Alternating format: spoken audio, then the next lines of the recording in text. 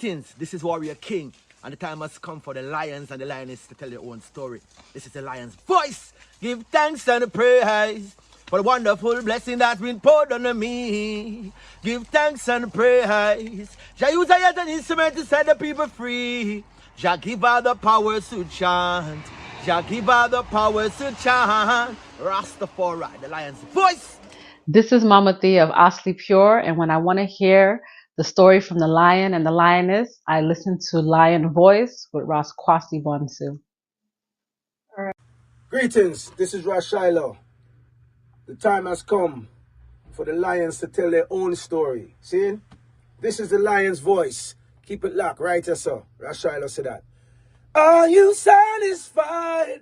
Wipe those tears from your eyes. I'm all alone, still you thought I was telling a lie. This is the lion's voice. Keep it locked, right, sir? What are you waiting for? Come together, calling from near and far. Know who you are. What are you waiting for? Rally up, it takes the dust. What are you waiting for? Ancestors paved the way for us. Yes, I am Karice Oyonde, asking, what are you waiting for to come together? The time has come for the lions to tell our own story. This is the lion's voice.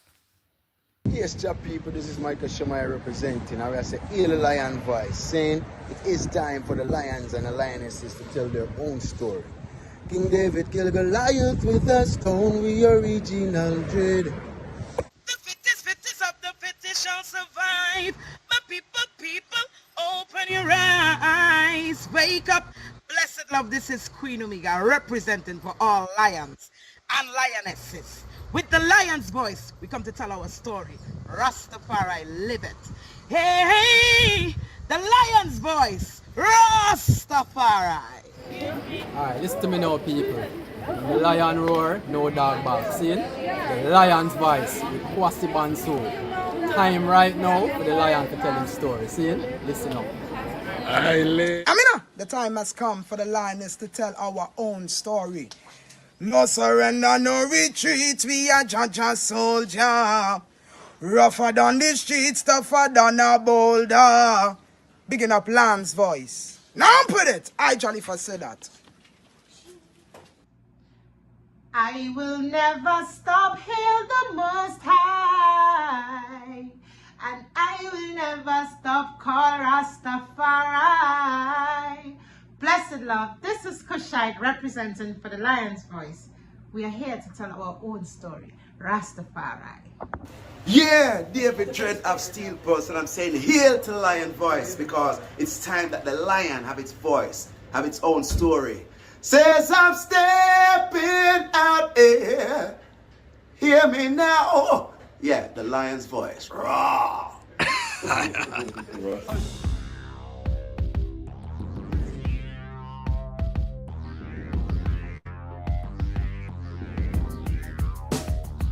Well, lion voice, tell them that's the people first choice. Lion voice, make the lioness them feel nice. Lion voice, with the lion cubs we sacrifice. Lion voice, got to show the people them the life. Lion voice.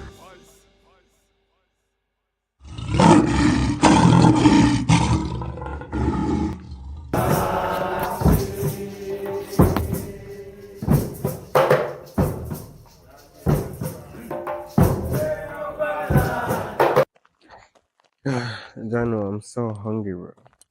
I haven't eaten all day. Like, my head started to hurt me. So, like, what more could I eat right now? What about a city samosa?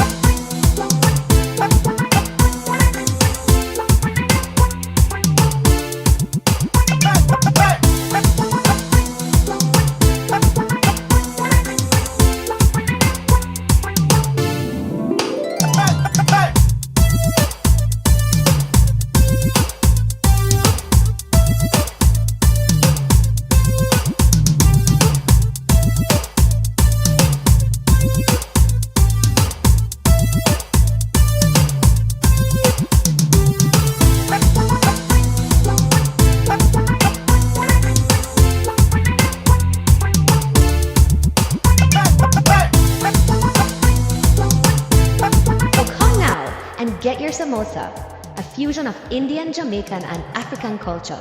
City samosas, the best samosas in the city. Yeah. Ras Tafari. Emperor Haile Selassie the first. Tell the people about Empress Mene. Well, even if the stars they fall and the moon turn into blood, but through the coming war we stand tall. I will shower you with my love. And even when the people start war, cause they see the city streets them flood. But when the hurricane blow down their wall, I'll be by your side and me nah budge. Think I found the love of a lifetime. I love you every day or the night time. Almighty, I made your light shine, and unto I, your love was a lifeline. Think I found the love of a lifetime. I love you every day or the night time. Almighty, I made your light shine, and unto I, that light was a lifeline. It seems like the world is upside down. I will never hide, I'd rather stand my ground. Lion of Judah blessed with the triple crown.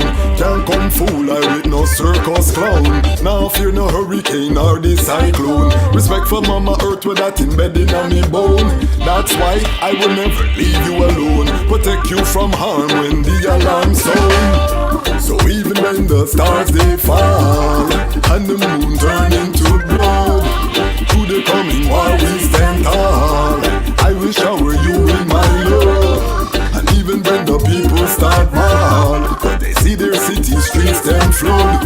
When the hurricane blow down our wall, I'll be by your side and me nah budge. Think I found the love of a lifetime. I love you every day or the night time. The Almighty, I made your light shine, and unto I, your light was a lifeline. I think I found the love of a lifetime. I love you every day or the night time. The Almighty, I made your light shine, and unto I, your love was a lifeline. They say hurt people, maybe that's why Babylon them so evil. Maybe Babylon abused as a child. That's why them no like the light when you smile. That's why them no like how your body curve. The way how you dance get on Babylon nerve. Them no know how the Almighty you serve. Want to be a queen, so a king you deserve. And I'll be by you. What do you have to tell the people about Ras Tafari? Light to the world. The king of kings and the conquering lion of the tribe of Judah. I left himself.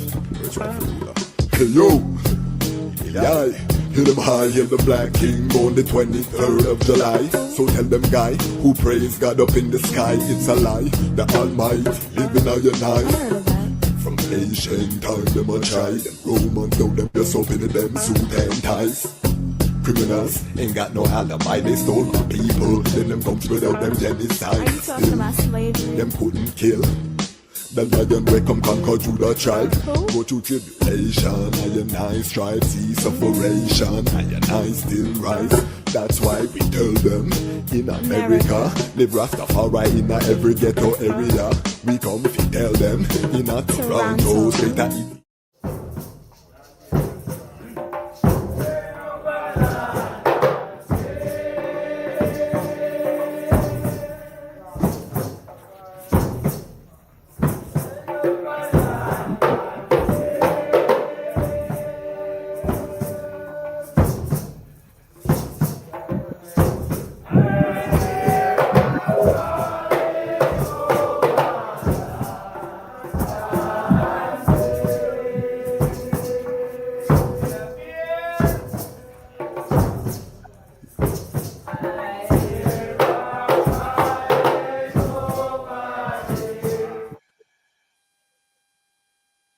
Greetings in that divine name of His Imperial Majesty Emperor Haile Selassie I.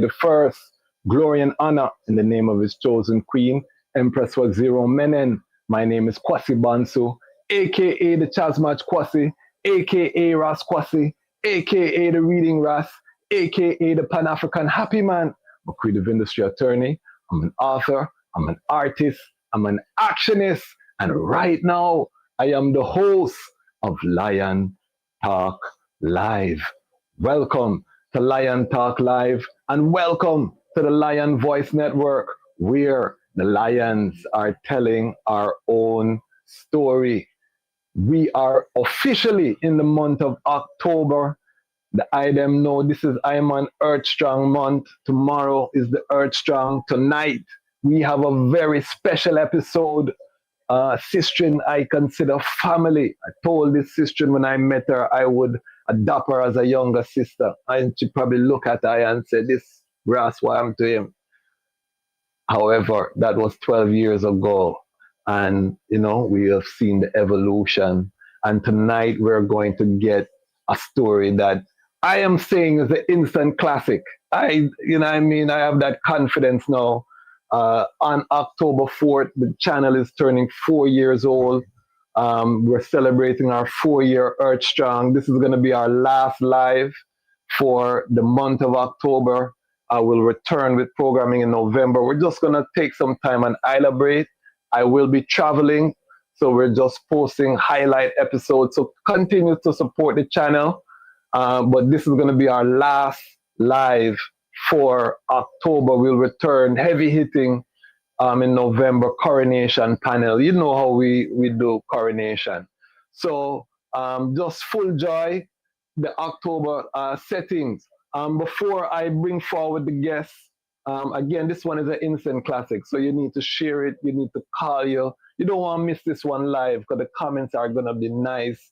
We're going to go into some history of Manifesto Jamaica, the Reggae Revival. You see all of the ones like Chronix, Protege, Kabaka, Janine, all of these ones who international, but a lot of the items don't know the ones who are behind the scenes. You know what I mean? That whole movement was not just about artists and players of instruments. It was about cinematographers. It was about booking agents. It was about managers. All young people, you know, me I talk about young people. I saw some of it in person in the physical unfolding, and we have someone who was in the midst, and I was a Rastafari sister, and we want to get a Rastafari perspective on that uprising. So tonight we're going to go into that reason. I don't know if this topic has been approached from this vantage point ever in media. So we're breaking ground tonight. I think, you know, our guests can tell us whether or not it has been, but I don't think so. But you know how we do it here. Here, Rastafari is not the footnote. Here, Rastafari is a central topic. This is a Rastafari unapologetic platform and Pan-African platform. The item know how we do it already. So we're looking forward for, again, a next classic episode. Before I introduce the guests, let me just take time to big up the greatest online community on the planet. Who may I talk?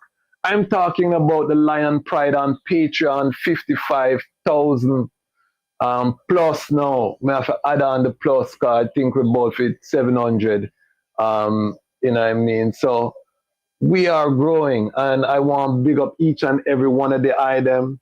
We have reached 45 paid subscribers in the Patreon. You can see how the image clear and clean. I'm using a camera purchased by the Lion Pride on Patreon, using a microphone purchased by the Lion Pride on Patreon.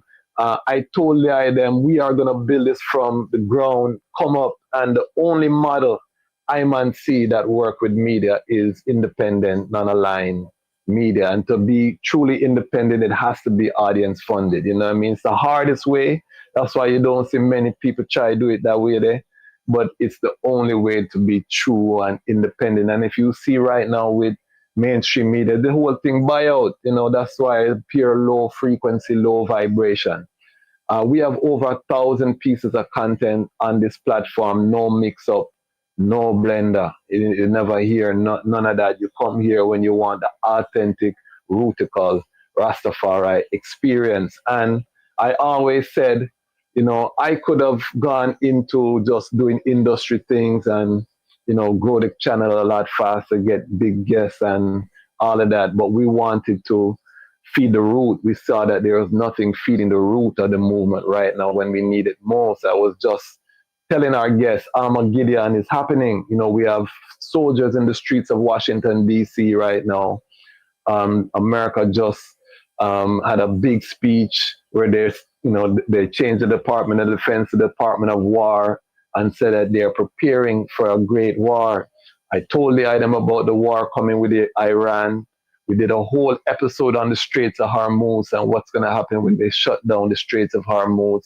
Iran just said that if Israel bomb them again, they're going to attack American installations in the Middle East. So the Armageddon war, family, is here. Martial law in America, all them things they are going. And as Rastafari, we need to come together. We need to circle, and we need our own media. So I give thanks for the ones who see the vision and support. And I know many of the items plan to support. Big up Rastafari Indigenous Village coming on board as an Ubuntu Lion Pride member, lifelong distinction. Big up First Man, Queen Eye, the whole Rastafari Indigenous Village family. Big up Lionheart Studio. Milo, big up yourself, Lionheart Studio here in Washington, D.C., the latest to join the Ubuntu Lion Pride. So the people are coming. Tomorrow is my Earth Strong. If you want to give a cash donation, I'm doing a call. I told the item the vision. The vision is 50,000 people giving $10. That's half a million dollars that we could raise anytime we come together. So let's test it out tomorrow. If you can, as the Lion Pride, send us a $10. Join the Patreon. Give a financial contribution. That is what I'm asking for my Earth Strong from the Lion Pride. I want to test out the model. Again, the vision. And we may not reach there till we get to 1 million subscribers. But the vision is having 50,000 people give $10 to a guest, to a cause, showing the power of that collective strength, how we can move capital, we can fund works. We don't lack anything. The only thing we lack is the trust. The only thing we lack is doing something a different way. And the item who have been following know I, you've seen the consistency of the work. We don't miss a day. We've been posting consistently for the 4 years. So I'm just saying to the people, make we test it out tomorrow. If you can give an attribution, Cash App, Zelle, is my Earth Strong. I'm going to be 40 great, not 48, 40 love, we would have said in a Rastafari. So we give thanks to reach that distinction. So Lion Pride, I'm reaching out to the item. We're going to test it out. Again, I'm not going to be coming with any episodes until November. We're going to just be celebrating the channel turns 4 on October 4th. So we're going to play the first episode we ever upload. You'll see the difference of the energy, the lighting, the everything, So you see the progression and how we are today. We're not going to stop either. We're going to build a studio on the continent, world-class Rastafari media. And it's going to be built by the global family, working together in our oneness, So big up on yourself. Big up on me, a King Design. If you see I'm on sipping, is a Rastafari business, make I a sip. Big up yourself, Rasledge. Big up Brother Carl Philpotts. Let me hold up the book. Frontline Distribution, Brother Carl book, The Testimony of His Imperial Majesty Emperor Haile Selassie the First. It's on Amazon. Support one of our great elders, Brother Carl. All of these ones, who are supporting Ras Sekou Frontline books. Buy a book. I am the reading Ras. We're building an ecosystem. It's more than just I and I coming to rise. It's an ecosystem. And every creative, everyone should have their own ecosystem. And we're going to be doing a lot of content like that coming forward. All right. Housekeeping out of the way. Family. This guest is someone very close to I and I heart. This guest, as I say, I adopted her ironically as my little sister because from I see how she moves, she's my business partner. One of the people responsible for the execution of the JMC I brought her on board because of her proficiency. Battlefield, we trod upon the battlefield. When we say battlefield tested in Rastafari, we mean works. It's not everybody you can do works. We've been on the ground, holding the door, collecting this, doing that, it's one of them sisters, and all through the creative industry, she's known, so she's someone who has worked with, you name them, she has worked with them. Her brother is world famous dancehall artist, and most people don't even know her from that. So they'll show you the magnitude of the type of person that we are dealing with in terms of her work. Rastafari sistering, article sistering. Who am I talking about, family? I'm talking about the great Karice. Welcome. Greetings, Ras Kwasi. How you do? Yes. Blessings. How's everything with the eye? So we're Irie, we're giving lots of thanks. Life is here, so one step at a time. Give thanks. So we have a tradition before we go into any of the discussion here on the Lion Talk live show. Welcome. But we have a tradition, and the tradition is we ask our guests to step into the Lion Talk time machine and to take us to the moment of the eye birth, the manifestation of the eye uprising. I want the eye, and I know they are well creative and for a reason, so I want the eye paint a picture of, where the eye was born, parish, and the eye journey to Rastafari. All right, let's try to do it succinctly. So we incarnate. Take your time. We incarnate in this Iowa in Jamaica, to parents Monica Lawrence, Lloyd Lawrence, two people from different backgrounds. Mother is Christian, father is more like, the world, I guess, as them say. Just now doing the church thing, but never did that then. In my immediate family, I'm the last of 4 children, so I have 2 older brothers and an older sister. Outside of that, we have an older brother and older sister. And then, we're born in Kingston, I guess, St. Andrew, as they would say, born in St. Andrew, and, born in a family that values family. So we have, enough ones around me all the time. Never home alone, was never home alone until 20-something, and I decided to do that by choice, Okay. Mother make sure say everywhere she go, she carry with, just like how far I do it. And I guess it's an African thing. And then if she, aunties there governing the space, or grandma and things. So I grew up in a family where tight-knit to this day. Fortunately, we still stay. So check in on everybody, make sure everybody irie. And then we're born in our area named Mona, and then we moved a couple times throughout life. In our adult phase now, we went to Campion College, then we went to the University of the West Indies. Interestingly, our journey to Rastafari started at Campion in the last year, but we never know says that, as Bob Marley says, just make the move and then you give it the name. But I remember the last year in high school, I just looked at my hair, one day when I looking at the mirror, I said, I relax hair thing, this is not me, but I forget it off, So we put in braids and then had a plan to just grow it out and then go natural after that. So we did that. And then instead of going directly to university, we got into what we wanted to get into. We did enough people did things say we're going to law, always about justice and rights and the debating team, prefect, all of the things them were always been connected to academics but connected to the streets, and the social scene same way. And then I remember changing the hair, deciding to defer entry into university for a year. And then within that time now, when I made the decision, I was like, all right, go make some money, because I wanted to send myself to university. My mother is a teacher. She don't have my sister in a university. My other brother, I make up in mind, say I'm going to be an artist, so I'm not doing a school thing. So, money now for them time, they just see it. So we say, all right, we have to take it for the team. So when we did that, we were fortunate to have some friends who started to work at a bank, and they were like, let me send you your resume. So we do that, and then we get through. And then within that journey now, we would have had our locks for a couple of years then, just growing the locks.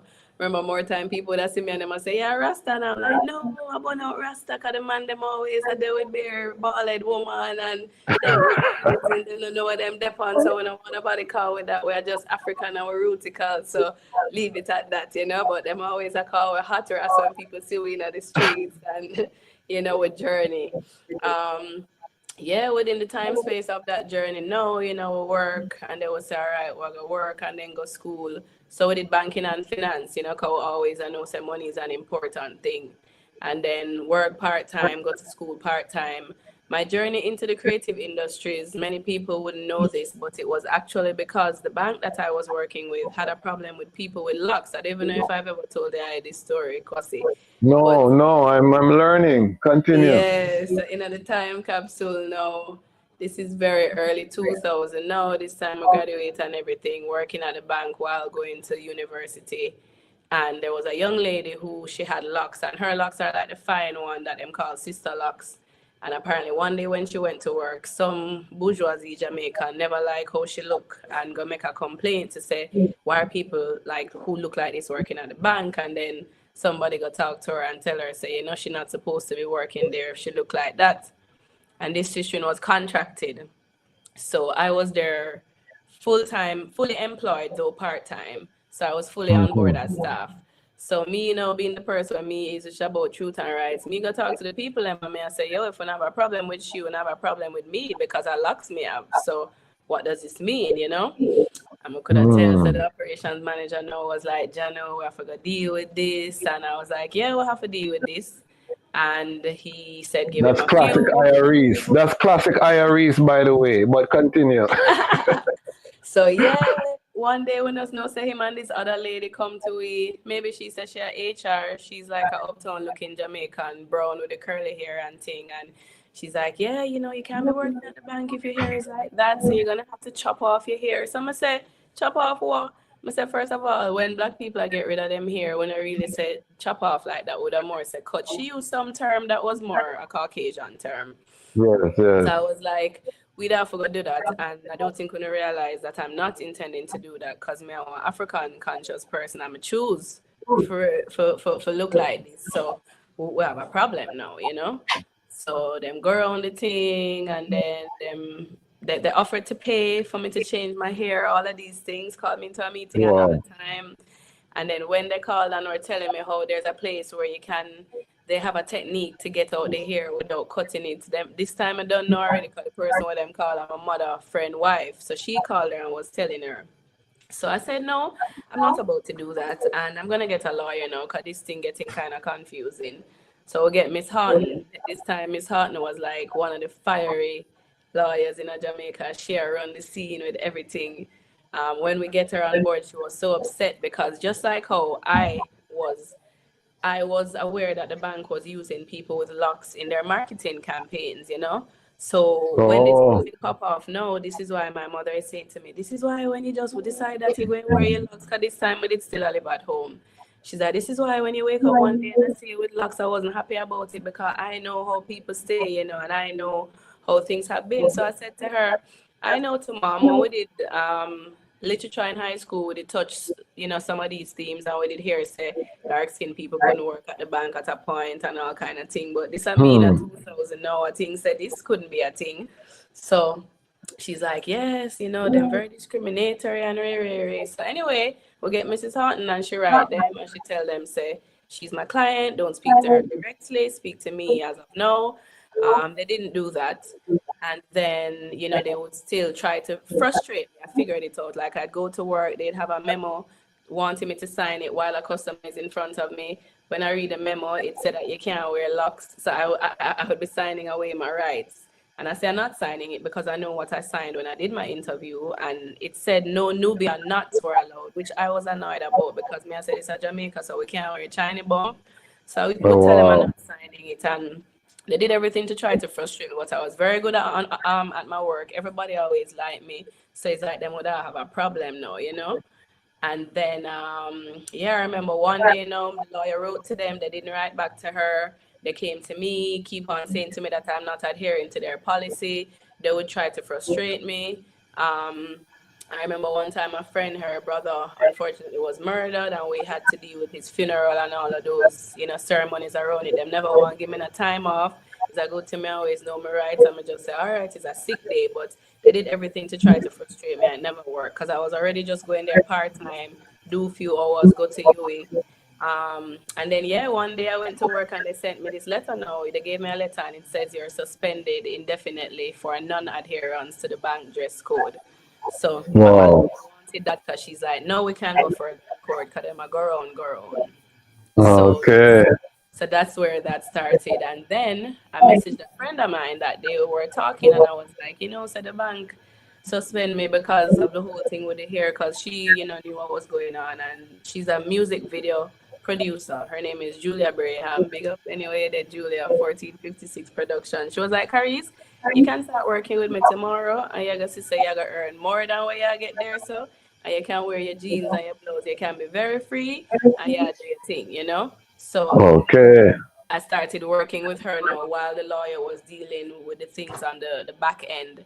And short version of that is like 3 months later, they sent me this long letter because it looked like them doing enough research for no said I'm gonna lose, because I did research too. And there were people on the international scene connected to that same bank who had locks, even men. So I used to say, on a hypocrite, because it's a Jamaica, on a love talk about Bob Marley, on a Rasta, on a campaign, on a have bearers looking like That's that. that's why this is so shocking, And this is what year again? This was, the culminating of it was 2007, but it started maybe about 2006, You see that? And Yeah, I'm glad because when this is a global platform, and when people hear Jamaica, they think it's a Rastafari paradise. And this is exactly. 2007, and you're getting persecuted in the bank for Yep. wearing locks in Yep. Jamaica. But continue. Yeah. And even before that, they would try some things, but it wouldn't work because them why you wear stockings. And I'd used to say, I'm not wearing stockings, me in the tropics, the place warm. Why I need to wear no stocking? Them love when you wear makeup. I used to be like, I'm not wearing no makeup. Um, so I was already kind of challenging them in certain ways. So when I started working the next day in the field of a producer for videos, and was doing something that I love, always love music, always love the arts. My family is like that because we grew up with our dad playing a lot of music, my mom always singing in the choir, my grandma played the organ, she in the choir, all our family, very musically inclined. So I was like, I'm gonna do this and I love it.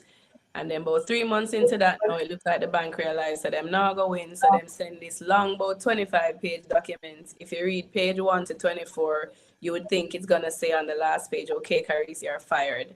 It on page 25, it's just like, come to work next week. Not apologizing for anything that they've done, not saying that they won't be pressuring me or anybody in the future. So me get this to the lawyer and I said, this not gonna work. And she said no, because she's like, they also have to compensate you.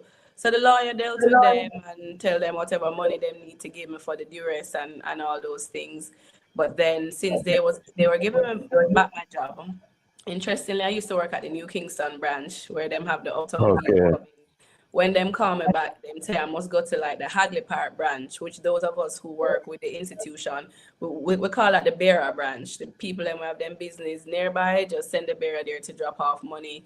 Them not really deal with too much people. So they didn't want people to see me because they would know that I won. When they even suspended me, they told the staff that if anybody asks for me, tell them that I'm on vacation. But me and the staff good, so I have this brethren, especially by the time there's like Karice him say, so the bank fire because our locks.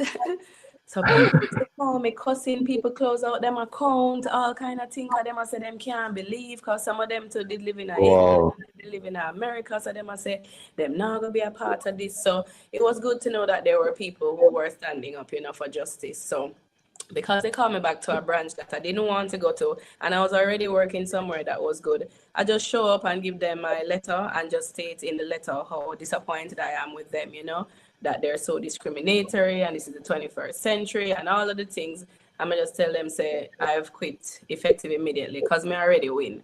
And about 2 years later, they changed their policy. So my same brethren, who he was the one who would be like, telling people what's going on. Him come one day and say, friend, legend, look at the bank, change up them policy now. And no, you can wear locks and no, you can wear braids and this, that. And I was glad, to know that this little sprat that was fighting this big whale was able to make some kind of change happen. So that was my entry into the cultural space, where I was a part of many other initiatives and still am a part of many initiatives that I would say, has made lots of changes. So you want to get to the far right part, right? Or you have a question first?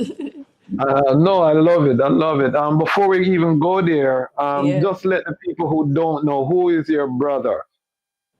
My brother The is, I artist. have two of them.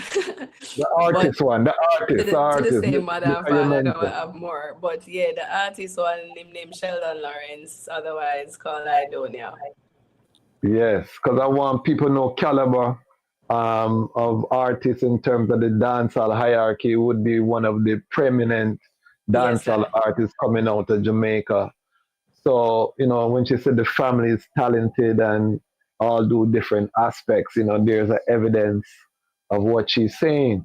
I'm interested in terms of where did the African consciousness, before we even get to Rastafari part, you say Yeah. you used to say you are African, natural Yes. woman. Where did that consciousness come from?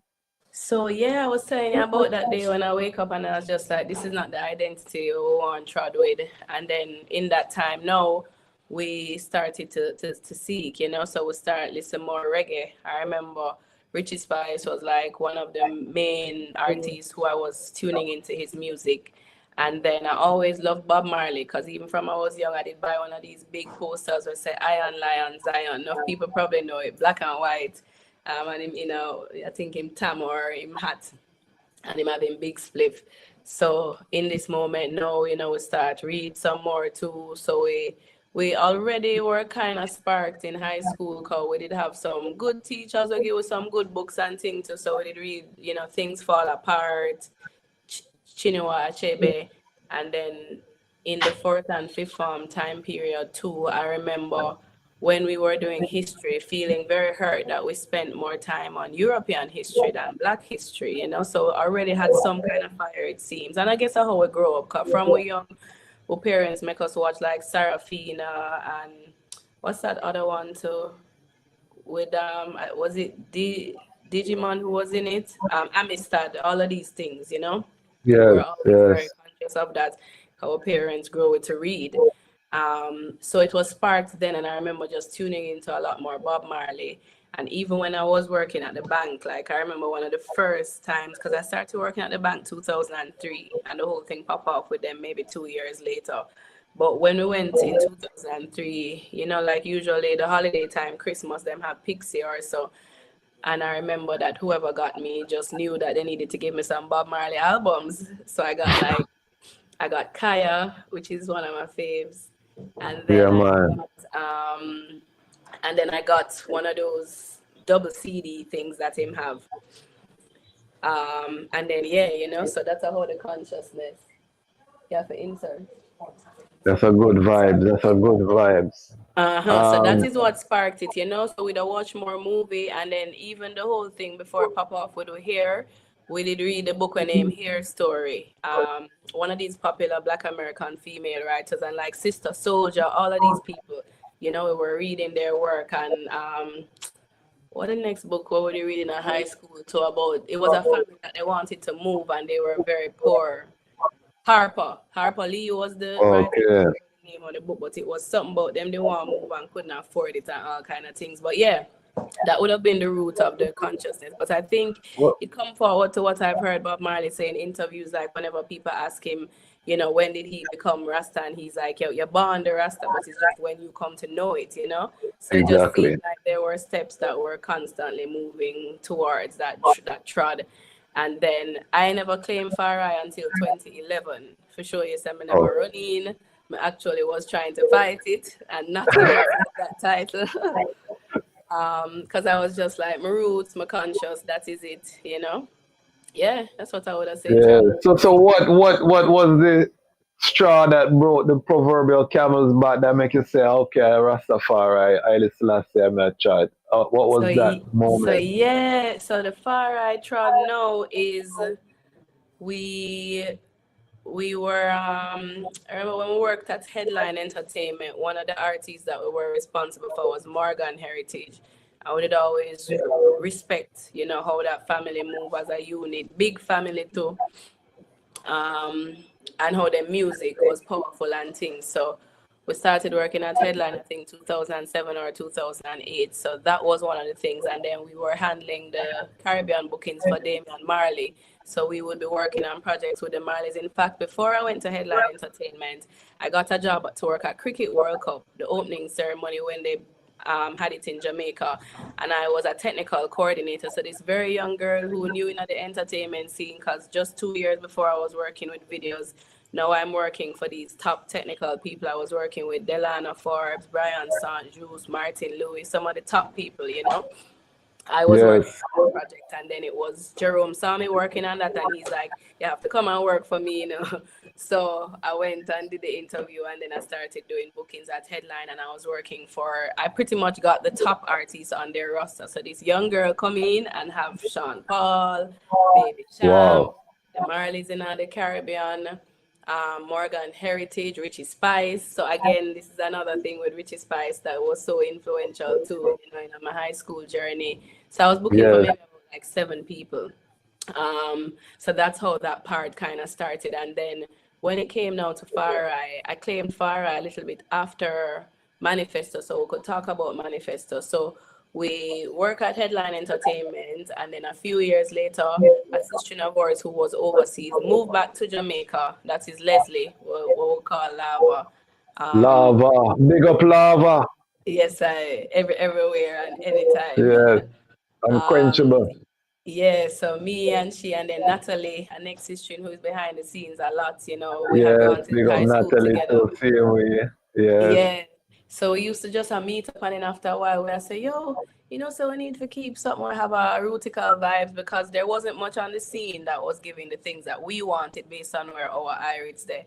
I never ever started smoking herb them time there, but they were smoking herb. So, you know, so herb already, I got to take you in our next level. Yes. So we said we're going to keep a party name, Vibes is Right. So we started to do that. So within the Vibes is Right thing now, Manifesto also came about because Che Katari, who started in Canada, he knows Leslie, I think maybe through, she studied in the US, so I think he met her through something, or maybe it was Donisha that was the glue. Donisha as well, big up. Big up Donisha. Thing too. So Che was saying that, you know, I'm doing this thing in Canada, and I think you guys, it would be good to do it in Jamaica. And then she was like, cool, you know, I know the perfect people to do it. So I remember the first meeting we had about it, we went to Jamnesia, we carried Che there and hold a vibe, and then when it done, you know, we start reasoning about things. So I think that meeting was Leslie, Natalie, me, Che, maybe Donisha. That was like that first seed, and then it just grew from there. You know? What year are we talking about? Because this is some critical history. This are probably about 2009. 2009, somewhere around there. And in fact, Leslie and I had reconnected when I was working on Smile Jamaica. So when I left the opening ceremony, I went to Headline. The first project I worked on was the Marley's Smile Jamaica Africa Unite, and Leslie had worked on a subsection of it, and Donisha was doing something with the Rita Marley Foundation. So that's how the three of us had kind of linked forward. And then, yeah, we had the meeting about Manifesto, and we said, yeah, make it happen. And then everybody think who would be good to be a part of it. So immediately, Betty came up, Janine came up. I mentioned Janine because this time she and my sister from a long time. We went to church together. So I know her from that space. And in this time. So hold on, because this is like the Avengers of family now, you know, 2000. This history, them live it, so you take it light. But remember, this created a whole shockwave to the whole 4 corners of the earth, you know, because I felt it. So I want to take with time. Campion. Yes. It's always intriguing, because, you know, my cousin, Emil, I don't know, I know Emil, is a Campionite. Stevie Lightning, you know, these are brethren where, you know, I went to school with. But I see so much Ras come out of Campion. Was there like a black consciousness movement, and who did you go to school? Who was in your batch a youth at Campion when you were at Campion? So when I went to Campion, my year group, anybody from the movement would be in my year group because Kabaka them was a year below me. That's Okay, Dwayne and Abby, two okay, his managers. They're the year below me. Natalie and Leslie are also that year below.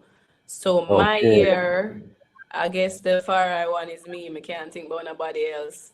But Stevie Lightning, now as you mentioned, I didn't even know he went to Campion. When I was working at Scotiabank, Steve used to come in a lot and Tessa and Chin, so I knew them from there. And then Steve used to Okay. always invite me to his shows. There was a spot on Constant Spring named Weekends. That spot need to Yes, get big up for I planting the remember. seed for many Yeah, of I us. remember weekends. Right, Roots Underground was early too, before the whole right. So revival and the Roots, band. Roots, a Yes, we star have to up the always scene. put Roots Underground into this story, we really, because they really set a precedence with live music. Yes, I. And then through Roots Underground and going to see them now, we find out about Dub Tonic. They're also a very, very crucial one Yes, to I and I yes, time. We're glad we have this reasoning too, because enough ones always ask for talk. It took me a while to come here. yes. Because there's a lot where people don't talk about, and sometimes artists just too full of themselves to really, give the due credit. So I guess that's why Japan people like we were more grounded. So it's okay, we not have nothing distract away from certain things. So would I meet those ones and then going through weekends now would I inspire us to go to Jamnesia and to these other spaces. So I was there with Nine when she started to share her poem, openly in these kind of spaces, and then go to Jamnesia. And then after a while, so Mega turn these poems into songs. So me and her were pairing in this kind of way. So naturally we hear about Manifesto and it's the arts, we're gonna call her in. So Manifesto had Kabaka, who was also very integral in the planning. Protege would come to the events and he would support in that kind of way. Anything I would need tickets for sale, him, I could promote it and thing, but he would more like perform. But Kabaka was actually a part of the planning team because we ended up saying that we're going to break down the arts in so many there's so much about it that if I'm to be honest, it's bigger than I and I, it's ancestral Yeah, work man. that we carry on.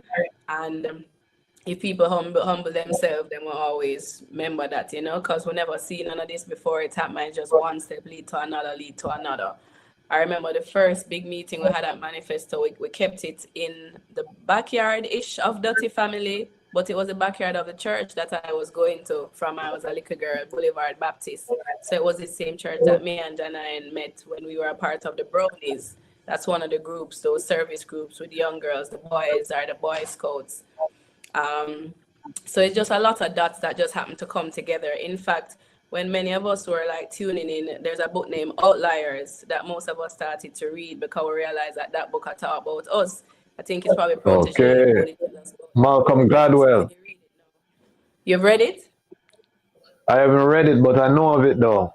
Yeah. So it'll tell you now how certain ones are born in a certain time always play a role with certain things, whether them are football or this, that. So for us, I guess we were in the art space. So when we met as Manifesto, we decided that we're going to break down the art so people can understand that all of these things are art. So we say culinary arts, we say spiritual arts, the yoga, the meditation. So I think Kabaka was a lead for that. Culinary was Roxanne. She was a part of Bebel to Roxy Bebel. And then, we broke down the other things. So we said there's theater. So like Sheppy them and Evie them was important in terms of that because That they was were Nomads. For pioneers. those who don't know, when she said Sheppy, she had taught Nomad. So Nomad. this was a unique gathering of young people. Yeah. Continue. Yeah, so even Sheppy now is a full circle again because when I was going into my Afrocentric self and searching for art that would connect to it, that's how I met the Nomads. So I was going to their shows from like UE, so I know them long time. So me and them always have a mutual respect for each other because we've been on the journey for a while. So theater was a part of the arts and we break it out. So we had literature, of course, we had the music, and then we have the visual arts because we said the visual art is important. So with the visual arts now, this is how people like Taj Francis and Matthew, who ended up doing some work with Protege, and now they've all evolved into their own doing, like Matthew is now Idealist, doing amazing work, murals and other things. and then we broke it down. So that was like Manifesto doing its work. Now I remember when I met First Man from Rasta Village a few years after, he said to me, he's like, yo, they are them doing this big spark, and I don't even know if they are them really know, because this thing where on really I break down the thing, so it's not so focused on the artist alone who is a performer, that is a big thing, and then they are them getting Big. around with the banner and them things. So he's like, they plan them something here, and like no say I do, like say when I do it for shape the culture.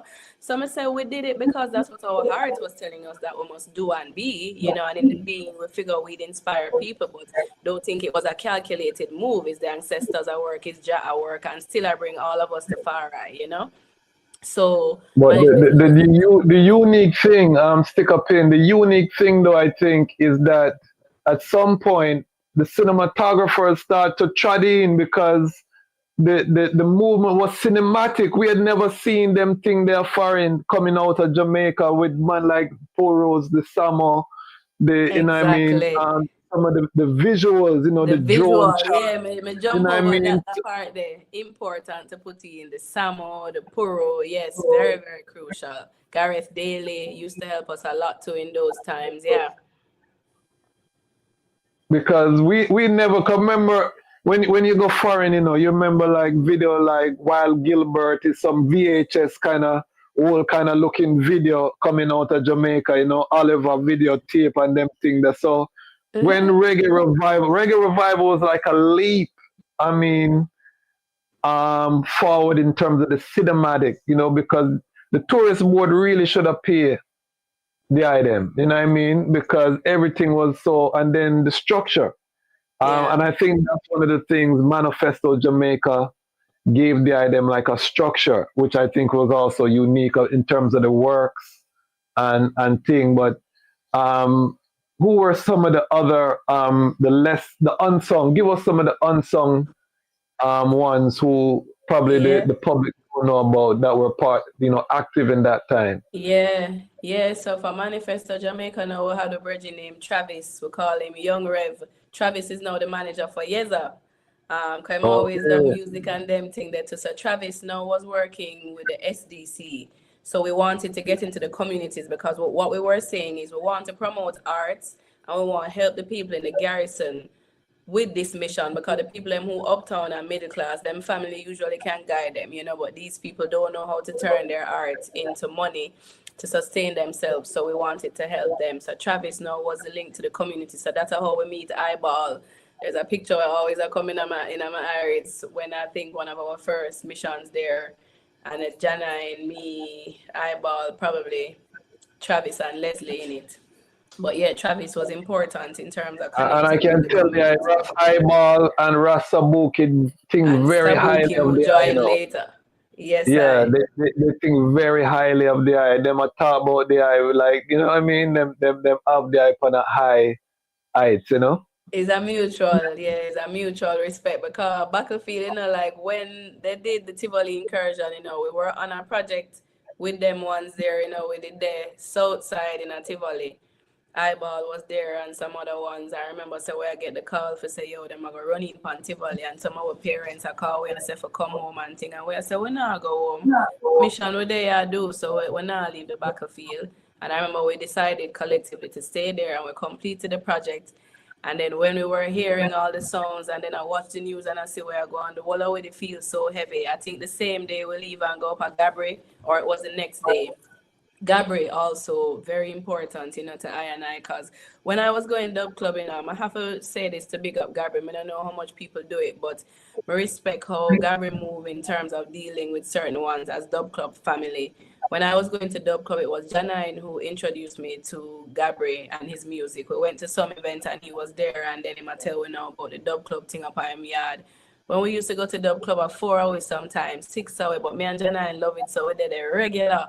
And this time to go to dub club, you had to walk through the mountains. You had to walk through the back of the Marley's yard. You have to walk through a couple people yard. You have to walk, go around, use your phone flashlight.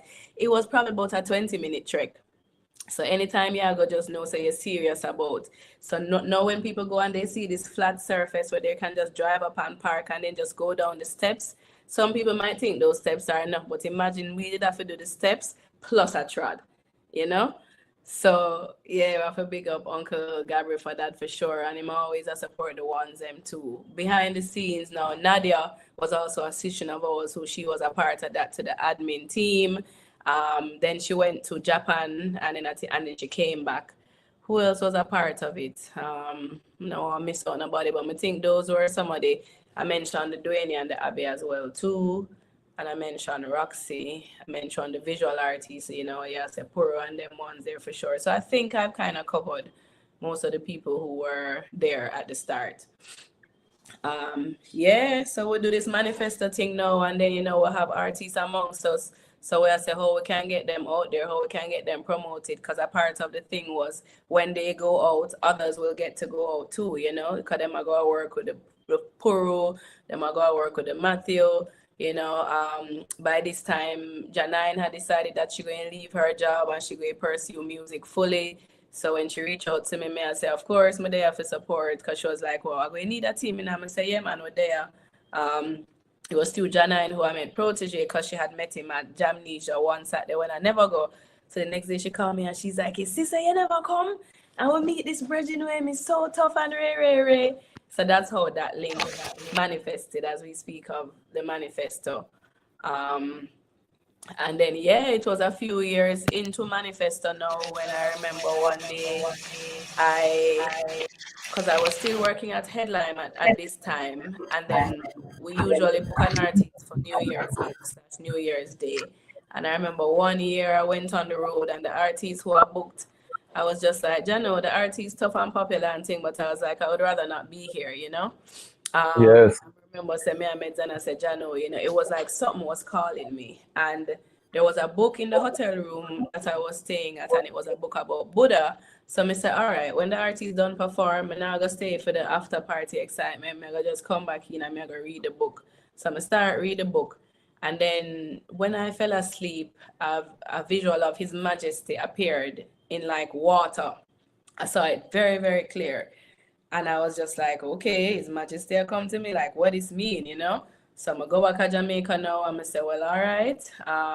Something just tell me say I wanted to start working with herb. So 2011, this is when because before this, when everybody else has smoke, I say, yo, I no need for smoke. I have the natural high, you know? And even Protege sometime would like give me some herb and tell me say for take a pull. And when I pull me and say this now have nothing big. I must say, what you mean, Reese? It's like the toughest grade from Senti. How you mean it not doing nothing? But I'm an air science. Anybody who know air science work, we live in our head a lot. So we can control things. So we weren't surrendering to it. So that's why I never did give you a big journey.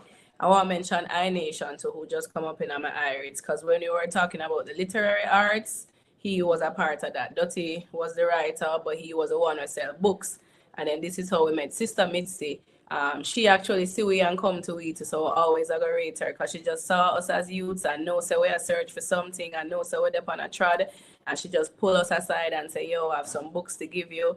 And she would have make a plan and say, she would give you the book them and say, if you need any help with nothing, I'm here. So she gave all of us books, selected speeches of Marcus Garvey, The Wise Mind, autobiography, and from she do that now, then you just know so you are going to deal with the rest yourself. You have to go buy your own philosophies and opinion of Marcus Garvey. So all of these things were happening in this year. And this year for me, we also had Vibes is Right again. So I remember that Vibes is Right felt extra special because here were, the ones now claiming Farai and claiming, the cultural space in a certain way. Vinyl music was the thing that we are promote this time. A wiki wacky this, so you have to drive all the way. So this was before Raging Fire started them live show, all of these things. Vibes is Right was Karice, Janine, Natalie, Lava, and our friends just helping us behind the scenes. So Vibes is Right is what actually inspired Dubwise, because Protege came to me and spoke to me about that and said, yo, be inspired by this one, I'm gonna do Dubwise, you want to be a part of it, he had that conversation. So yeah, 2011 was a year now where after we get His Majesty vision, we say, all right, we have to go find out about this man now. So we start read the book them and we go up on a journey. We never did call ourselves far yet. We still just, I say, where I go through. We start work with Herb now. So Protege them a teacher of a role spliff. But we never connected to the spliff from early. So we never did get it. And I call our spirit clearly the one, the chalice. So we meet Black Kush now from Uprising. Black Kush is the next one who must get enough forward because of him linked enough once to this whole journey with steaming, you know. And Uprising had a yard where they had a fire going without cease for about 3 and odd years. I think is when they had a fire on the property that they actually moved from there so for a little bit. But just imagine this virgin being a firekeeper responsible for keeping this fire going without coming down. That means that when rain fall, you have to think about put zinc over it and all of them something there, you know. Amazing human being. So that was the year now. How we end up as Tafari for sure now. We met Tijan Bennett that year, that's a Benji, who is now an artist, you know, in his own and taking up his own space, Mikey Bennett's son. And that was the year that we also met Puro. The two of them was brethren. So when them and their see they were on a mission of preaching the gospel of Farai. So when them say about it, them I say, yeah, Farai. And if you say no, them I say no man. Cause I was like, me not in a Farai, I'm sure say even though I'm having a little locks in there with some brown skin or some foreign skin person, I'm sure say this, that, and the man them love talk about them more have too much woman and ray. So we were like, we're not saying a Farai. So Benji was like, no man, we're not gonna go around say some people showing up that way for true, but don't make that stop you, you know, just go on your journey. And I remember, you know, just continuing, you know, the friendship with them would have make us just start go to certain spaces. And I remember going to 12 Tribe. I think it was Benji that was telling us about 12 Tribe. And we'll go 12 Tribe. And one evening we got 12 Tribe and Brian Art, who knows himself, I knew Brian, was chanting. And the brethren was chanting in the celestial realms. You couldn't tell me say I wasn't seated amongst the angels with him. When we have the experience at that night there, we say, yeah, man, this is what going to have to be our Farai home. And this going to have to be showing we say we are Farai for true now, because it just felt like how we'd want to worship. You know, going somewhere, hearing the drumming and the chanting, working with your ganja, eating ital food there amongst your friends and family. Like, that's a community, you know? So that was the year when we claimed Farai. And then after we got 12 Tribe, we seek out some more. So we'll go spend some time at Bobo Shanti. We'll go check out Nyambingi. You know, a few years later, we'll check out the Ethiopian Orthodox. So I am one of those ones who I have a very unique journey with Farai, because even though I started in 12 Tribe, I now claim myself to be a part of all of the mansions of Farai. You know, I have friends and family within all of them and people who respect me and who I respect and love. So, yeah, that's a little bit about my segue into Farai.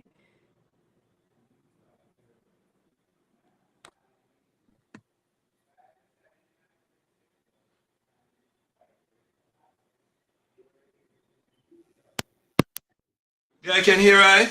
Yes. Yeah, I'm having a little technical difficulty, but yeah, man, very, very powerful.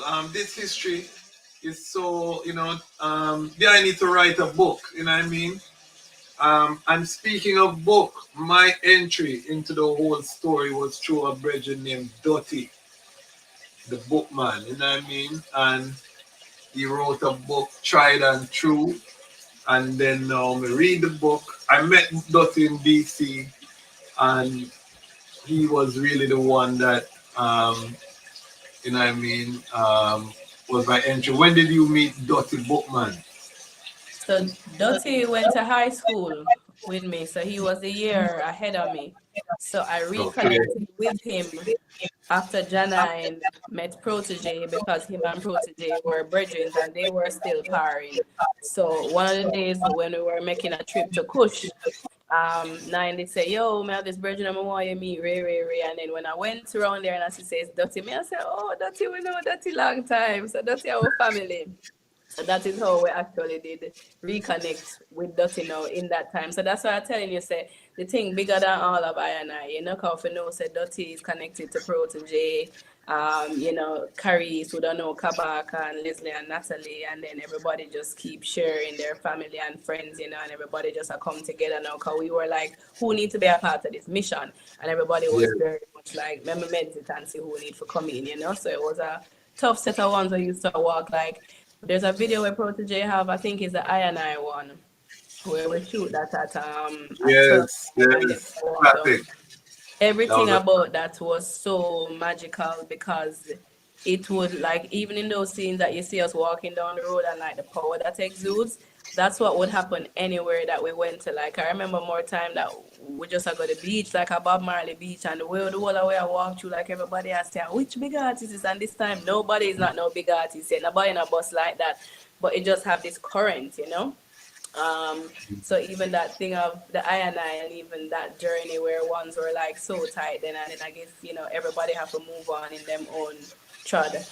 At a certain point, I wish we had kept the units just as tight, because Babylon would be like them burn already, but Babylon would have like you wouldn't even see ashes. No, it's powerful. So when did Jehovah Evil come into the picture with the one? Jehovah Evil now was, so this is even like how Chronics would have come into our meet Chronics. That is where I'm going. Right. So when we're forward up in the space now, I first heard about Jehovah Evil through Gavin from Equinox, or Gavsborg as I call him, because Gavin was doing work with my brother, and a lot of him early songs that Equinox produced it. So we knew Gavin that. And then one of our friends when we were working at Headline was married to him. So he came back in the space in that kind of way. So he would always be telling us about Joe and the music, and him make we meet Joe and hear some of Joe music and things. So we'll find out about Joe now. That's how we want to find out about the twins that was doing music with him too. And that's how we find out that they're also connected to Micah Shemaiah. So we had met Micah Shemaiah at 12 Tribes, because he born in a 12 Tribe. Him and him Prince born in a 12 Tribe. So that's how we meet them, through going there and meeting them, and them families are part of that. And they will find out that Micah Shemaiah now also connected to Joe, who's also in this whole thing with Jehovah Evil. So that is how the mystics of that work. And then when Joe dropped out, I remember going to an event at Wiki Waki the evening. Maybe it was a Raging Fire event. And in Raging Fire too, we would have met them just doing the works of Manifesto, and them coming up too as artists, doing well in them own right too. And I remember when I watched that performance with Joe, it was Basie actually who had an event promoting his rhythm. And when I watch Joe performance, I say, yo, Joe bust now, because as I say, I know him from Gavin, I watch him for a while. Him have the song now and him have the confidence. So when I see how the man perform, I say, yeah, the man bust after this. And then the next day, Gavin will tell me, say, yo, the man have to go hospital in the wee hours of the morning, and him don't know where to come. Little bit after that now, we hear said the one drop out, and we say, Jano. And I don't know if anybody had met Chronics before that, but I didn't. And maybe he was there that night. But me never connect with him. How I end up a meet him now was, of course, maybe that night him come and he would have know about Protege them and thing. And because we were dealing with the management thing with Protege alongside his mom, we used to get communication now from Chronics to say, yo, him want me Protege, him want to connect with him. And then that's how we met Chronics. From a meeting, I would hear him music and thing, we say, yo, that breaking me tough, and it might gonna be a big thing, and it might gonna be even bigger than the ones who was there before, because of course, younger, fresher, have more of the dancehall sound, which those ones weren't exploring then, because they were more like the dub and the one drop and them kind of slower vibe. And Chronics had a hunger for it that alone are gonna make him bust. Like when you're out and Chronics is performing, when Chronics is there, even if he's not performing, you see him on the side of stage and sing out the song them wholeheartedly and not going in himself till some people would be annoyed because they're like, he's not on the stage, like why is he doing that? But I would say to them, yo, the virgin just love the music with true, so him just explore it, and just express himself. So that's how we met Chronics, and then when we met Chronics now, that's how we met the people who were working with him. So that's how we meet Zion, and that's how we meet Barnes, who came on board a little after, and then we met Ted a little bit later. Did you know that Zion was Sister Mitzi's daughter? We knew by then. We never knew long before. So at them time, they will put the dots together. And then interesting, Kiki's brother, who is Ezra, also another one who play a big part in the music thing with enough artists. And sometimes, people not talk about it because he does film as his main work. but he's a very supportive person and community driven person. So I'm always gonna help people however he can. So we met Ezra when we were working as a music video producer. So we meet Ezra from 2007 or so. And then 4 or 5 years later, now we'll come forward in this circle with him because that time he was like helping with the videos for Chronics and them kind of thing there. So as I say, it's clear that the thing was bigger than all of I, and there's a It was hand at work. divine. It was divine because That's it. so many Rastafari youths coming together from all sides. What would the I say to ones who, the perception was that this was an uptown, uptown Rastas or uptown ones coming into the movement. But we know that there are ones from all sides and all tribes. But what would the I say to those ones who think it's just an uptown vibration? Yeah, I had to dispel a lot of myths through conversations with people because enough times when they were there talking about uptown, I'm like, well, say Protege come from country.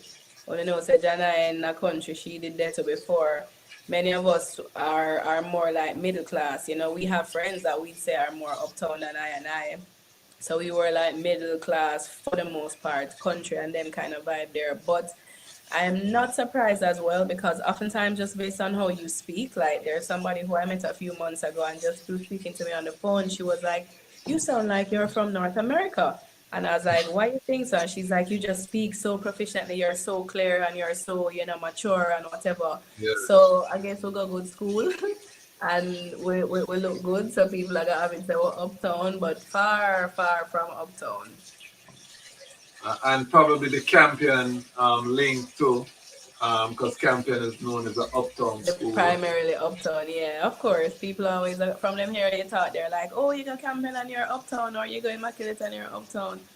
Yeah. Yeah. But I think that's a great point that this is middle class country people, and then of course Chronics is not uptown. Not at all.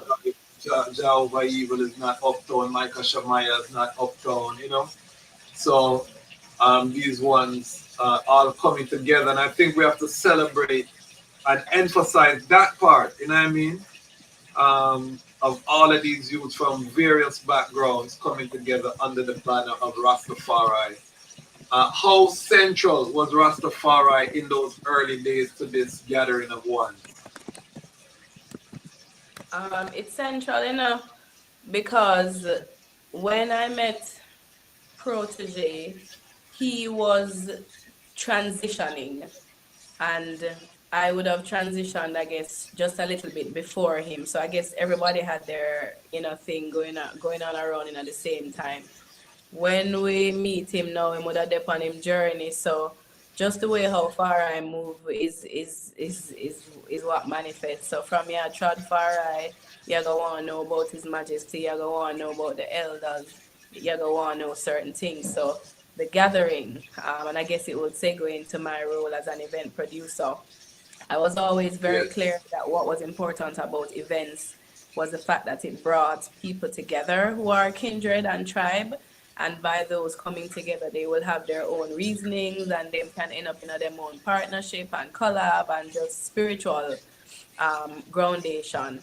So just the journey of Farai is what we make people connect and link deeper, So you go meet up more time and I read book and I share about the things and about the book. Then when you read, you go share the music. Protege is who put a lot of us on to midnight. That's one of the best things that could have ever happened to me in my life. And then end up a book a show where they were on it, which we can talk about that a little later too. But I would say it's the groundations, it's making the trust, the trot to back fountain where you're going to invite some other ones and you're going to do it with some elders. Sometimes we were fortunate to be with Taurus, Riley, them and them crew, the ones them from St. Thomas who important to Theme Journey too. Marky and a couple of them ones there too, Ital, that's how we met Ital too. He ended up having a studio where the artists them can go and rehearse and thing. So it's the thing about the food, when you meet, you cook the food and you're connecting and that kind of thing. So it's a frequency and, it's the dots coming together, just like how they say in the mushroom world, it's a network. just bringing the people together, just like how the trees will share them oxygen with each other before them die and them kind of thing there, you know. It's just this bigger hand that is at work, and I'm sure that it's the same thing that happens in every generation, because Farai is going to continue. So Jaga make sure that there are some seeds that are planted to make sure that each generation is going to have a set of ones who call themselves that, you know. So I would say it's just the groundation that would have helped for everybody. The spaces that you go, like even, and then some of the elders who helped to guide us, like Sister Mitzi was important in that way. When you want to ask her certain things, she'll tell you the importance of being on the ground. I feel like I am one of those who held on to that more than the others, not floating my own boat, but just looking on the reality. And I think Reality of it. that's a very big blessing for me.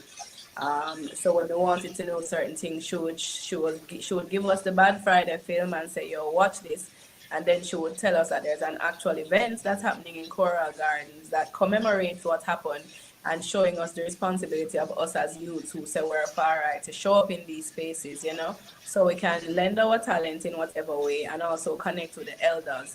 That is so important. So for me, going to Naya Binky is very important, you know, going to 12 Tribe, like on Friday evenings. There was a time when every Friday evening, I that's with the, you know, we are drink with natural juice, a whole of vibes, a whole of reasoning with the ones, listen to some music, you know, where I got Gabri, where I got the river, got the sea. So just the typical thing that is a part of the Farai Liberty is what was there to support I and keep us in that kind of way. Serious. And what I love is that again, the item we're treading in a oneness. And I'm thinking as the eye talking, I think that the eye is the most grounded in community for true. You know, I'm trying to think of anybody else who, you know, go community gatherings and make themselves, you know, available, and I don't see anyone else from that time period, you know, other than the eye, to be honest. Yes, And I sir. think that is one of the flaws, you know what I mean?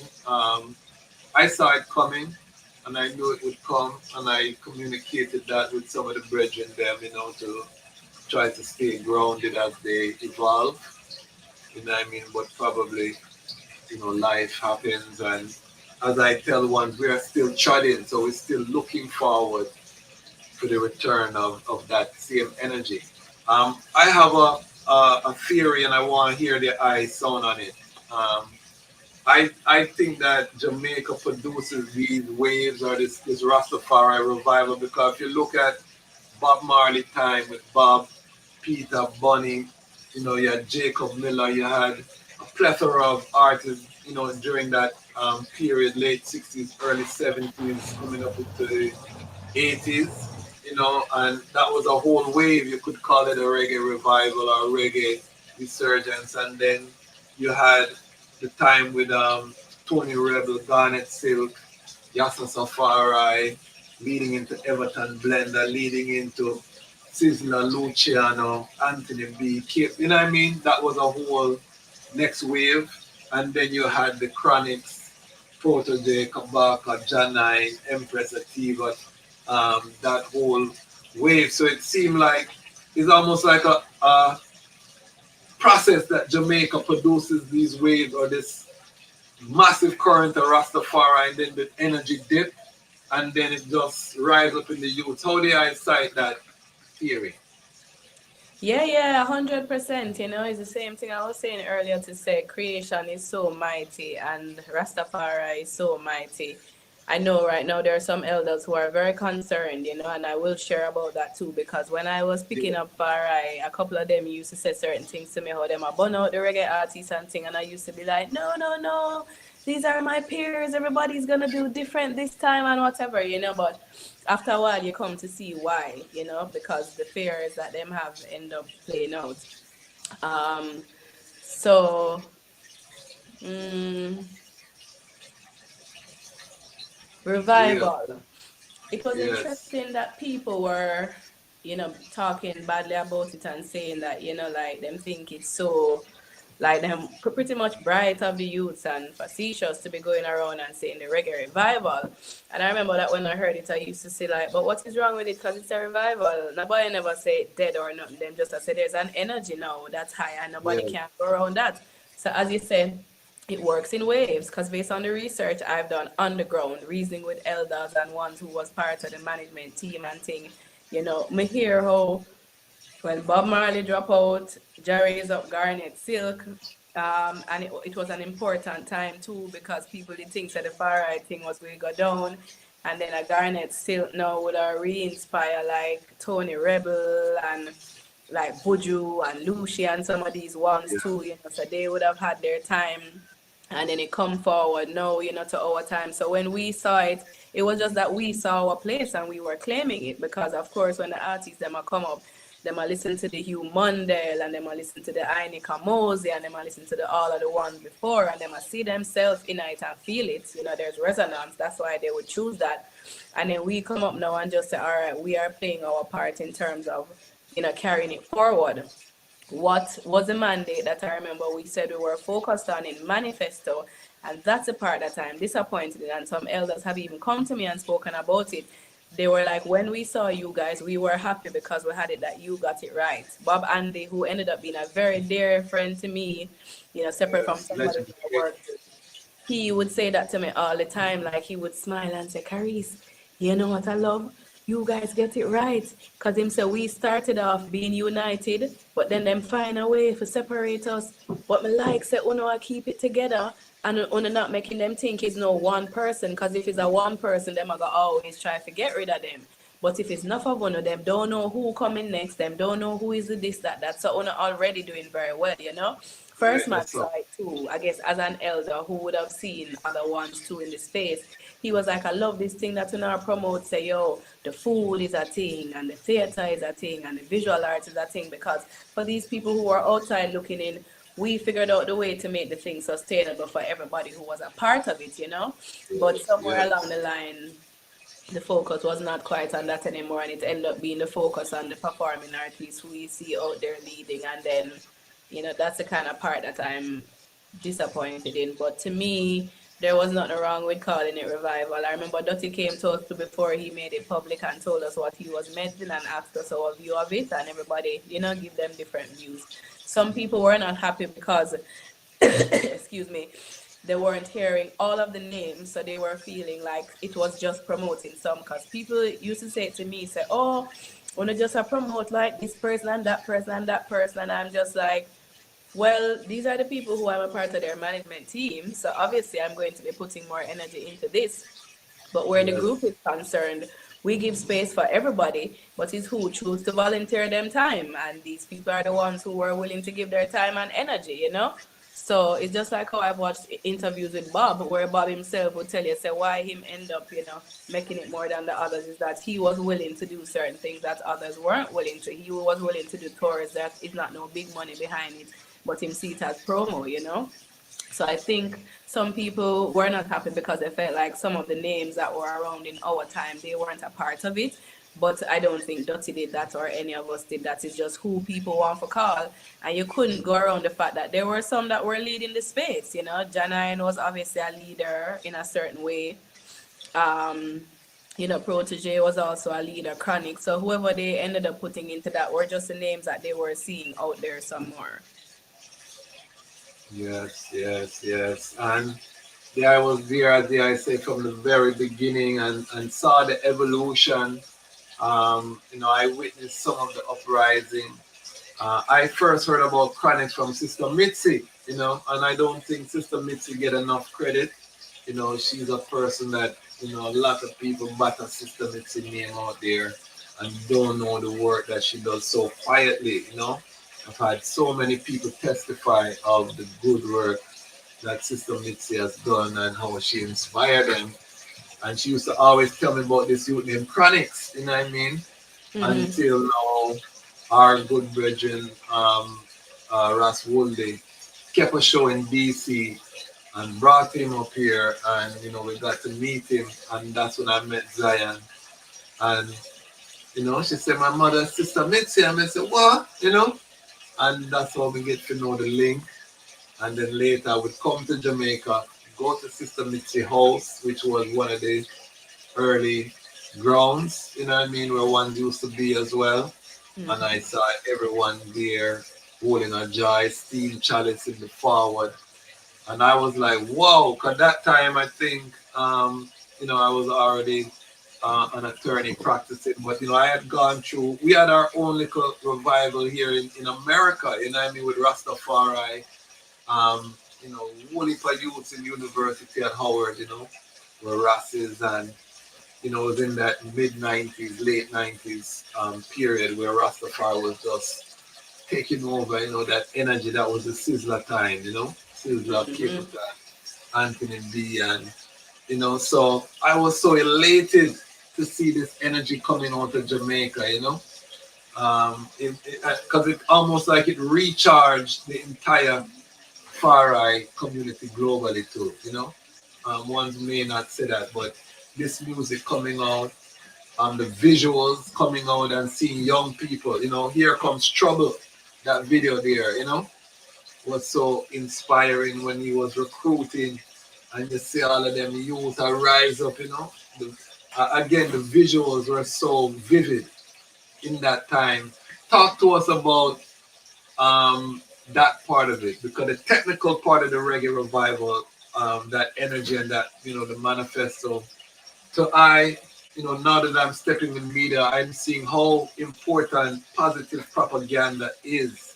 And the item, how did that link start with? Did the cinematographers just come show, how did that, because you were managing some of the artists, so there I was coordinating enough of this. So how did that come about with the technical part of the Reggae Revival? Yeah, so the technical parts of it, I would say we could talk about the sound, and we could talk about the visuals, So the sound now, earlier I was mentioning, and before I get into that, yes, as me co-sign the Sister Mitzi thing a lot, that's why I made that talk about it earlier too, and say, them name a bigger up more time publicly and say, thanks for the book, them where you give me for plant the seed, but some of us know. Put a fire, yeah man. Stay grateful.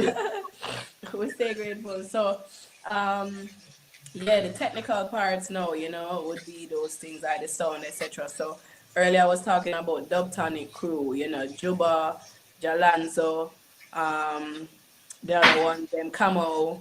When we were growing up, they were like the band that everybody wanted to be like. So there was even a time when Jana and Kabaka and Protege were kind of playing around, doing a similar thing where there's one band, because we know so this time when we want to go, the promoter never want to bring your band. So Jana and I get our own band, plus Kabaka, plus Protege. So we were even rehearsing with that in mind to say some shows, we'll share a band. So the visuals now and the sounds would have been important. So the ones them would have do them research and know, say, all right, them love the dub, let's go further into dub. So let's find the ones who have those sounds.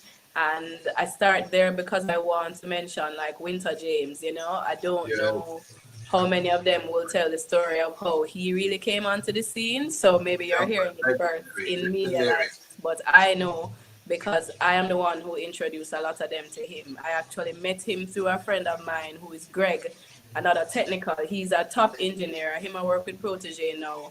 When I met Greg, I met him through a mutual friend, and he was working with the Marleys at that point. And I was like, this youth is just very humble. Same thing again, not uptown, come from country, just very talented, with the work that him I do.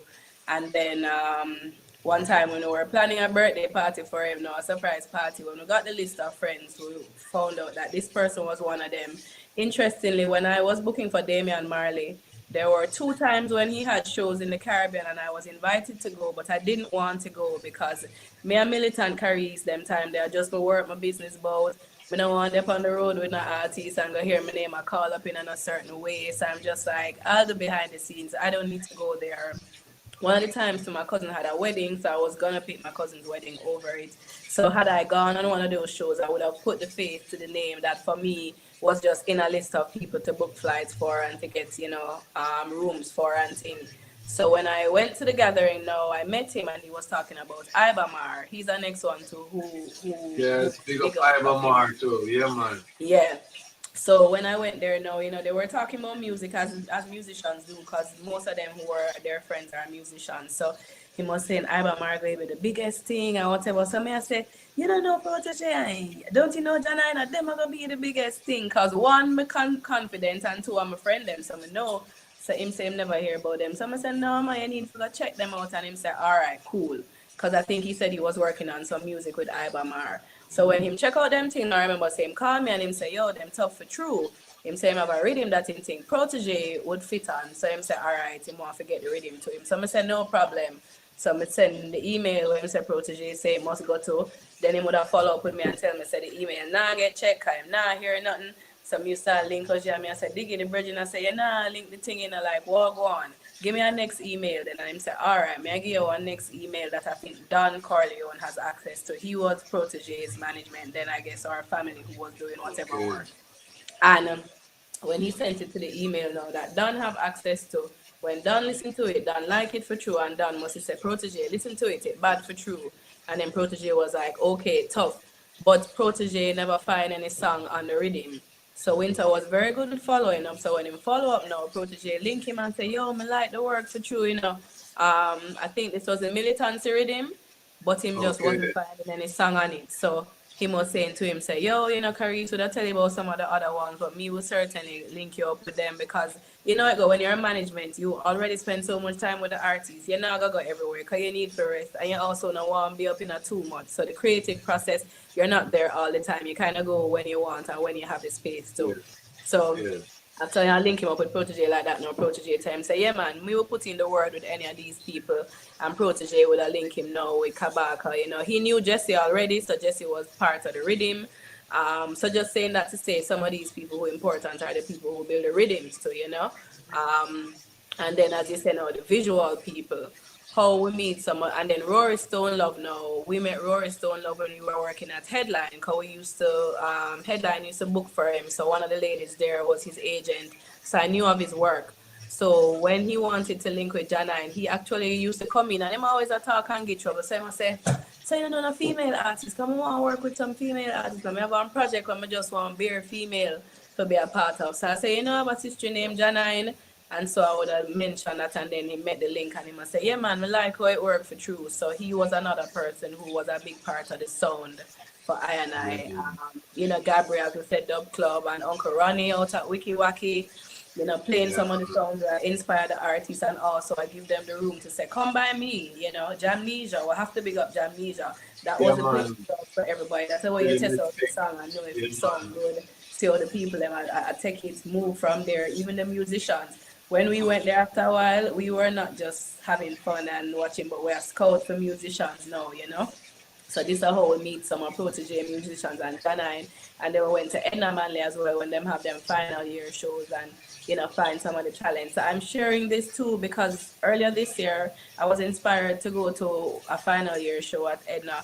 And I was surprised that none of the artists who are upcoming were there. And I was just like, what's wrong with these artists? Like, where's the underground research? In our time, we did it everywhere. We want to know who are the best musicians so we can have them. So it's also showing you the work ethics that these artists have. And this is why they're successful. They put in the work.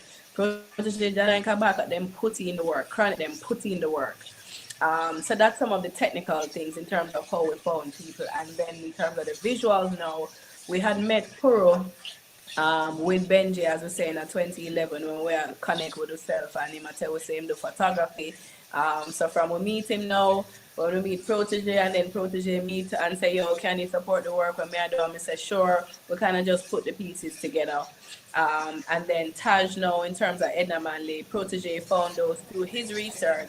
And maybe through Manifesto, because I think he brought them to Manifesto. So him would have did meet Matthew and Protege.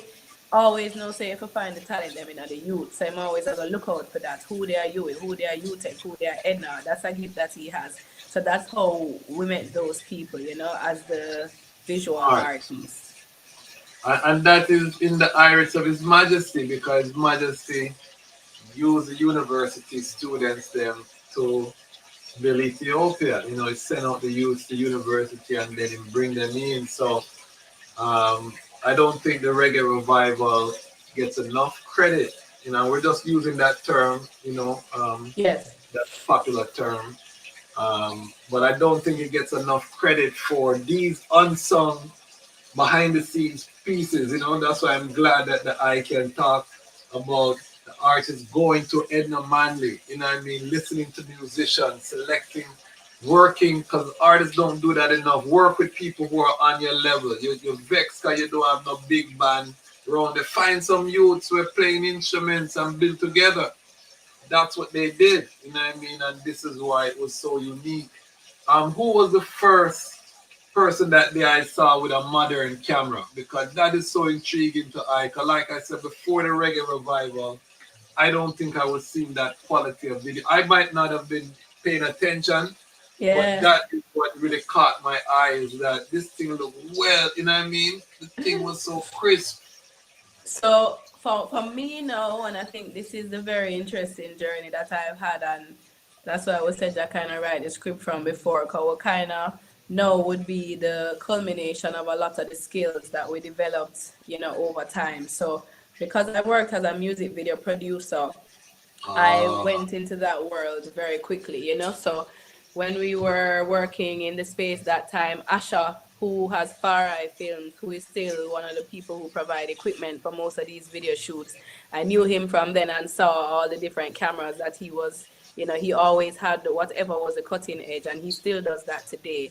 He always had those cameras. So I've watched the cameras, evolve over time as well. And then, we would have known Ezra through that space as well. And then we met Gareth Daly as well through working as a video producer.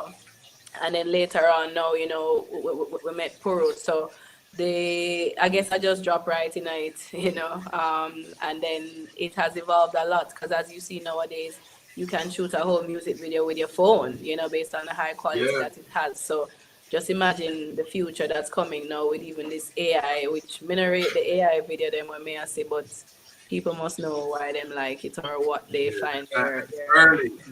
It's early in the whole technology. One of the things that I'm really seeing is that we have, as a Rastafari community, we have to take some responsibility, because I say that we were not ready for the Reggae Revival, and part of the reason why the energy scattered is because we didn't have the institution. Each team had to kind of find their way in the jungle by themselves. You know what I mean? So the music industry does what the music industry does. If we had had a Rastafari music industry that could have embraced that energy, you know what I mean? Who knows what that would have looked like moving forward? So go ahead. Yeah, because I find that something that I had seen years ago, which is this, which you're saying, I found that few years ago, people who are a part of it, just getting it, and I feel like I've moved on. Because I guess I had a unique perspective of working at Headline Entertainment and seeing how things changed over time. Because when I was doing bookings at Headline, I tell people all the time, I will big up Sean Paul, I mean, big up Jerome and Carlet as well. They're like mentors of mine, and a lot of what I know from the industry, they taught me or gave me the foundation, with the work ethics and things. When you're managing so many artists, like you have to sleep light because they miss flights and you have to catch up on it and them kind of thing there. But when Jerome saw me, and even every time he sees me, he says it, he says, I'm always going to applaud the staff that I had in that time that you were there, because this was the first time that we had university graduates, people with very brilliant minds who are choosing to work in the creative space. So they bring a level of professional doings, and beings that was not necessarily there before. So there was that as a big thing, to cause the shifts. And then I think about people like Sean Paul, who when I was working with him, many of the things that artists like got over time and people excited about, I'm like, I've been there and done that. So when you see them even get the foreign deals, don't be excited, because I've had artists who went through that at the highest of level, and the deal don't work out because them don't understand their music, them don't understand their way of being. I had that with Sham, who successfully signed his label, instead of just himself. I had it with Sean Paul, went through certain things with Damian Marley. So Headline gave me a very good foundation, I would say. So it's really a lot that it takes to make the thing happen in a certain level. and you just always have to be looking at what happened before, you know, what's here now and what can be in the future. So I'm there with you in terms of saying that, you know, we didn't have the community to embrace us in a certain way.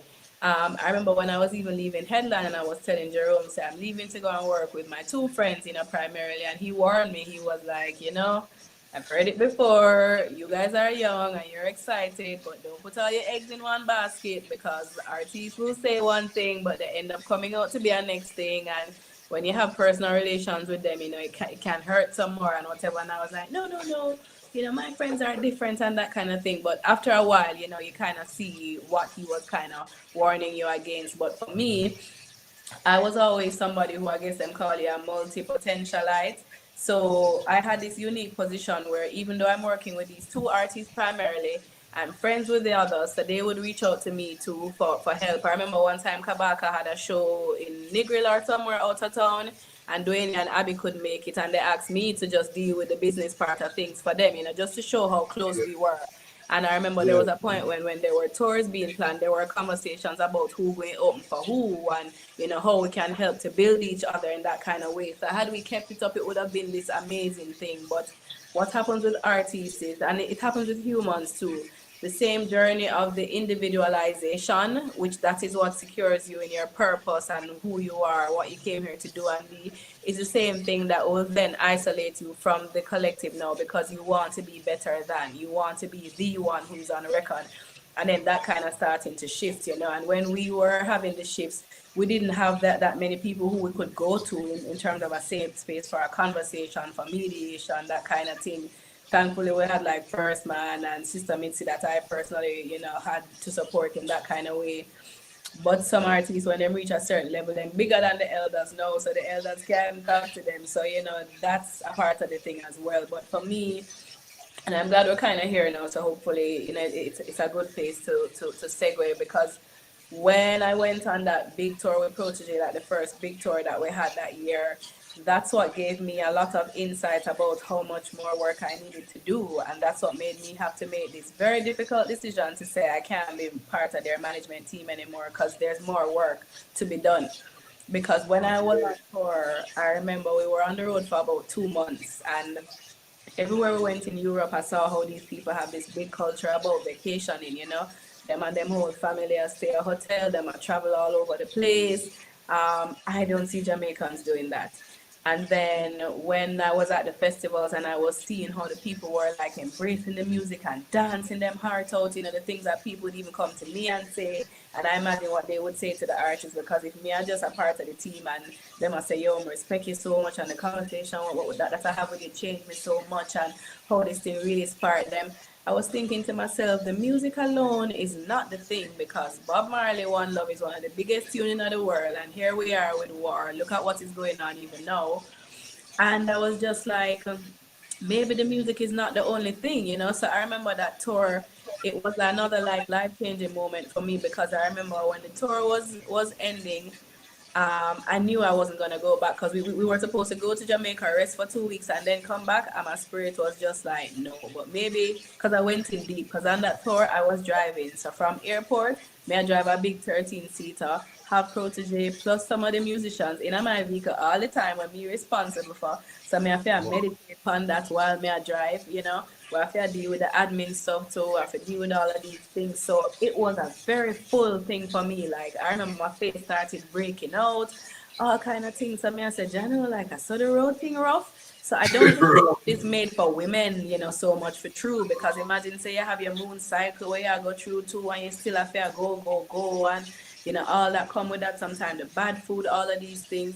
But then I also saw certain things, because when we're on the road more time, what would hold us is the yoga practice that we were doing, you know, the meditation practices that we were doing. And even us and some of the musicians would meet up and, you know, we'll work out together, them kind of thing there. And, you know, even where the food thing is concerned, like we'll look out for each other. So if I approach a go on the road, I'm going to call and say, Reed, may I go in, you want nothing, like that kind of thing. So I was noticing on that tour that the same holistic thing that we were looking at from Manifesto is what would actually make this thing work. But I was looking around and the people from Manifesto weren't there. So I was just like, oh, you know. something about this now, I feel like what I did at hope say it gonna be, and the vision that I had, so I was just like, I need to fall back. And something just said to me, say, yo, you can't go back on the road. You have some more research to do, some slowing down to do. And then that was the next thing that was like a life-changing moment for me. Like the year before, that was life-changing because I booked some of the artists from Jamaica for a show in Costa Rica. And then I was the one that was liaising with them. So like I said, my position has always been very unique where I'm working with two exclusively, but I am friends with all the others. So I'm going to help them out too. I remember when Name the artists that you work with exclusively in that time. Who are those it artists? would have been Janine and Protege. Okay. And then when we did that show the year before now, Kabaka was on it, Raging Fire was on it, Protege and Janine. So the promoter had asked me to kind of be the middle person so that he doesn't have to be dealing with all the management problems and the this, that. And I remember how that show was like a life-changing moment for us because some of the musicians didn't make it. Costa Rica had changed some policy about how much thing needs to be in your book in terms of like date for your US visa. So I think 2 of our musicians were left behind. So we had to work with some. So it had to be like a merger of the bands, which was coming back to what I had mentioned to say there was a time when we saw that this was going to be the way. So because we were all hanging out together and playing each other's music, we were already familiar. So in that moment, they were able to just fill in just like that. And Vaughn was there, and everybody was in Vaughn room reasoning every day. That was a life-changing moment for me because Vaughn brought CDs, and just like how I would tell you how Sister Mitzi give with a book, Vaughn give with the CD. Like, I watch Vaughn give it one whole hand luggage of CDs to I. And me go when I'm here, and I say, Vaughn, I think say, management is going to be okay with you doing this and him say, management, and him laugh. Him said, they're not going to be happy, but I know why I'm doing this. And he said so many prolific things throughout the whole time. But he said, the item is the ones that I've been looking for. All the music that I did is for ones like these ones. Because Vaughn always have it that his music not going to reach the masses necessarily, but it will reach the ones who are the change makers. So once they're inspired, they will then inspire the ones in their immediate circle. So for him, that's the work that he wants to do. And him say, yeah, I'm do all of this for the whole I know I get CDs. I mean, management, so Zion was there to she get CDs, Chronix get CD, Protege, Jana and Dottie, everybody. So 2012 was that life-changing moment, and then 2013 now, when I come and have the big tour, I'm a spirit just tell me and say, yo, this isn't it. So when I come back to Jamaica, it was a very hard conversation, but I had to speak with Protege and say, boy, say, me not continue with this. My spirit, I tell myself to do something else.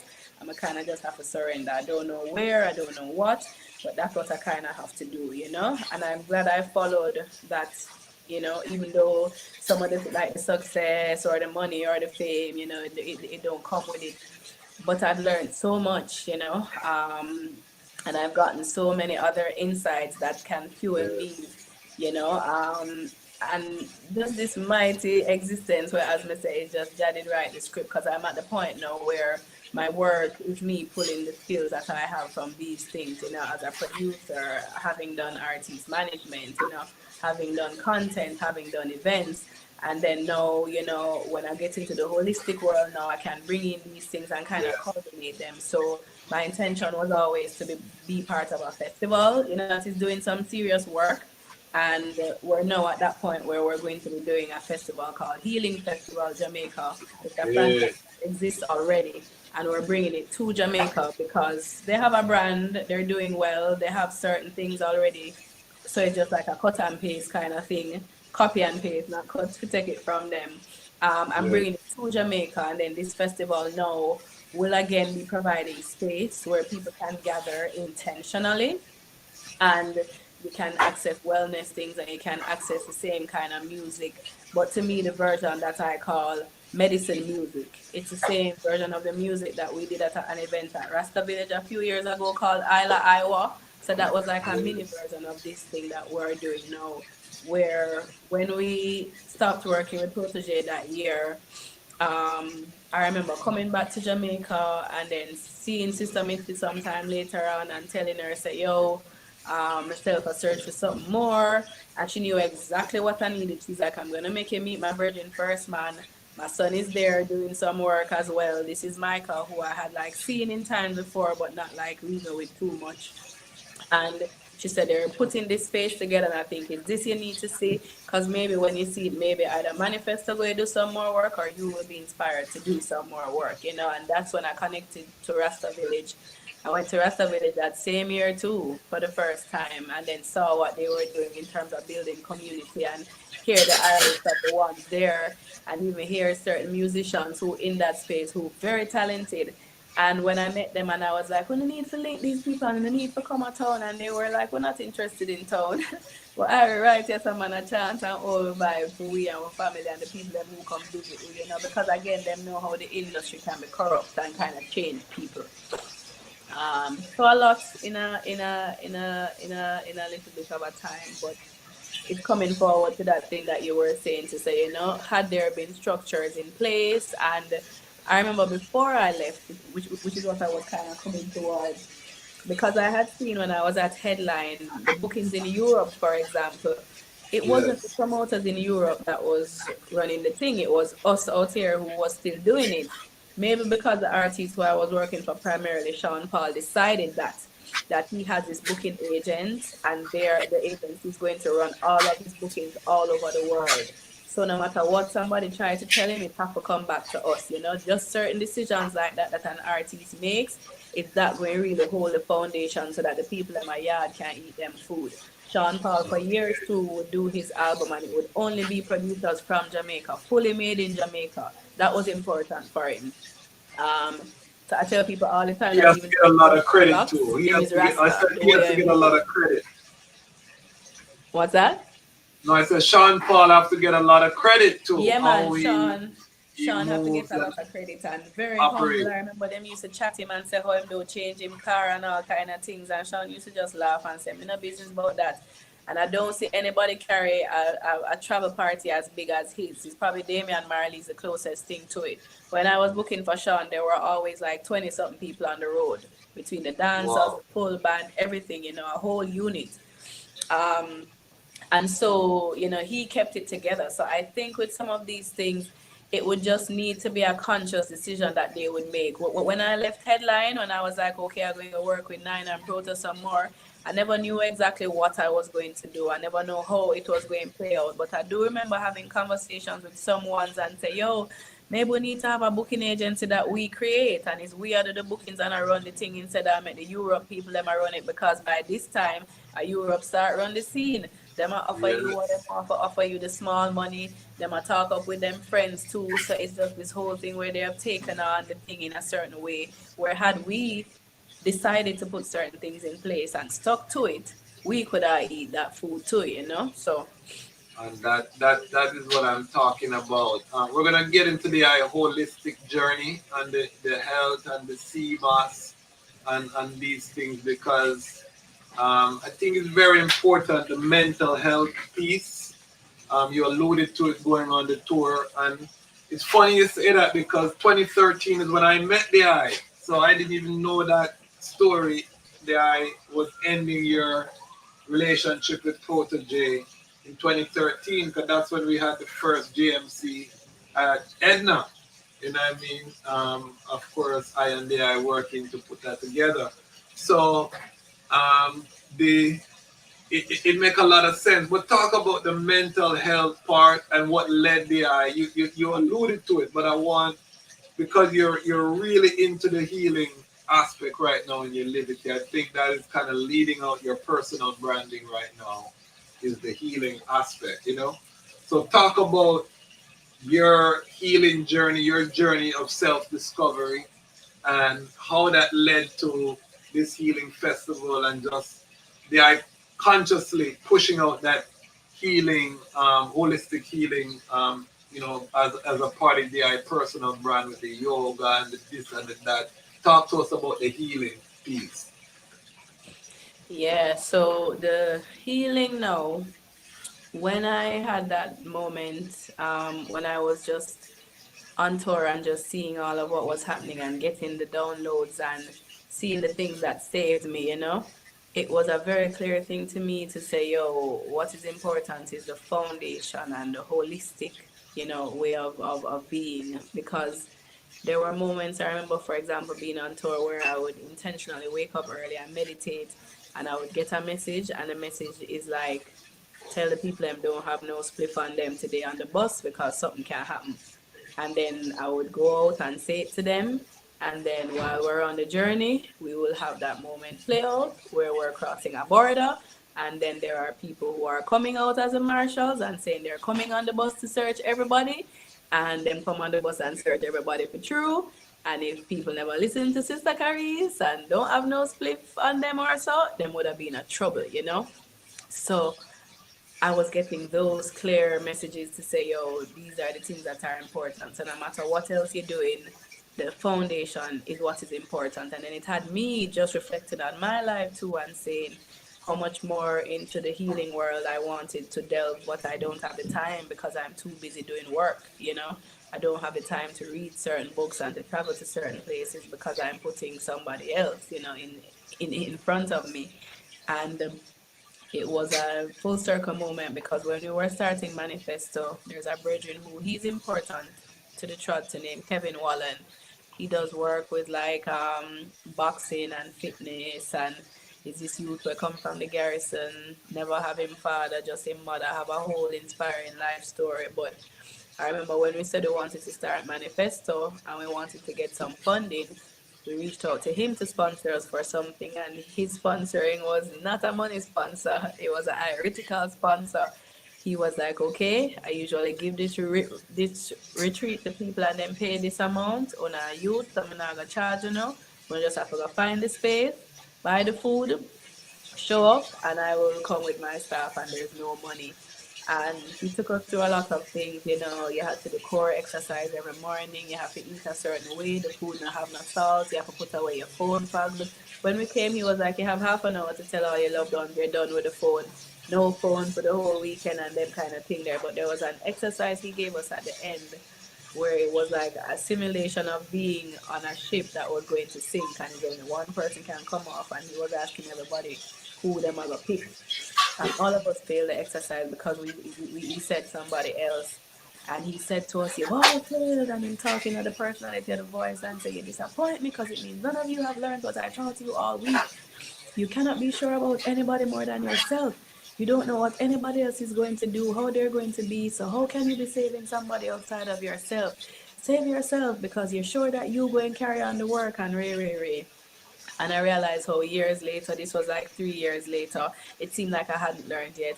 And 2 years later than that, I still never learned yet because some of us, because we're service people, we're always thinking about other people more than ourselves and wanting to help the collective and this, that, but where is the self, you know? So when I decided to not go on this tour because I was just like, I can't manage another 3 weeks of this up and down, no time to myself, can't get to meditate much, hear what myself I say, experience certain things. It was a rough decision, but one of the best decisions because I went to Trinidad right after that and watched Midnight again in performance, you know, and watched them being outside of that performance. So very disciplined with the food. This is Vaughn. If certain time of the day come, him not eat. If the sun catch him up, he's not going to sleep that day because these are the natural biorhythms. We must be sleeping when it's dark and up when it is light. So just certain discipline that he had. I was like, whoa, there's artists that can actually do this. Like, that's good to know because that's one of the questions I was asking myself. And then feeling so inspired by that when Vaughn done perform, everybody who want to come and see him backstage, him give them space to talk to them. And I was there with them because them love vibes. It was me, Poor, and Benji. Them was like, stay, man, family, stay. And I think they left there like after 9 in the morning. Everybody had come to Vaughn. Man, I introduced Vaughn to him 6 wives, to him whole family. I tell him all kind of life story. Like Vaughn was this sage, like a doctor that people were coming to for healing, you know. So that was again reminding me how the holistic healing is what is important. So I just decided to kind of just dive into that, and then, you know, by this time the village was set up, so I started to go there.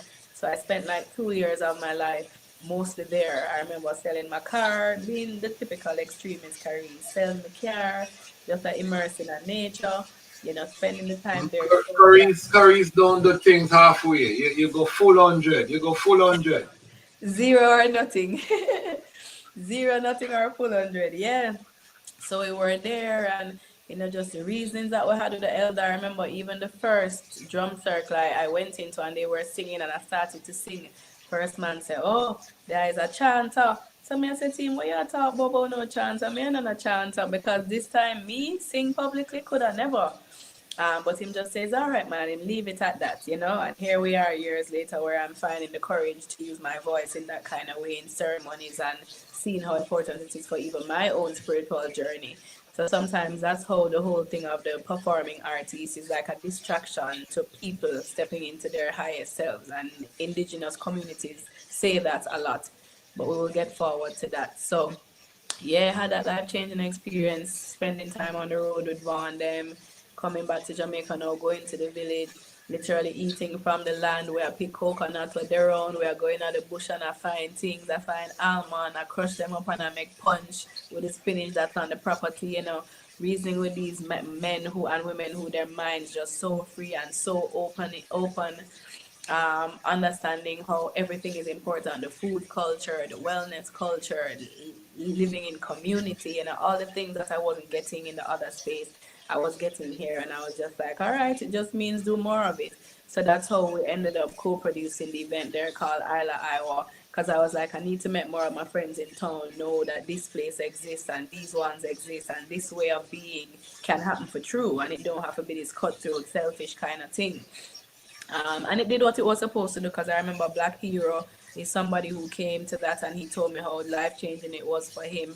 At one of the last events that we had Chronix there doing an acoustic performance, everybody seated on the ground. It was it was the closest thing to me experiencing midnight in Costa Rica, 3 years before. So it was just that journey. When I started to go to the village, I became ital, put down the fish, was doing that mostly, delving into my yoga.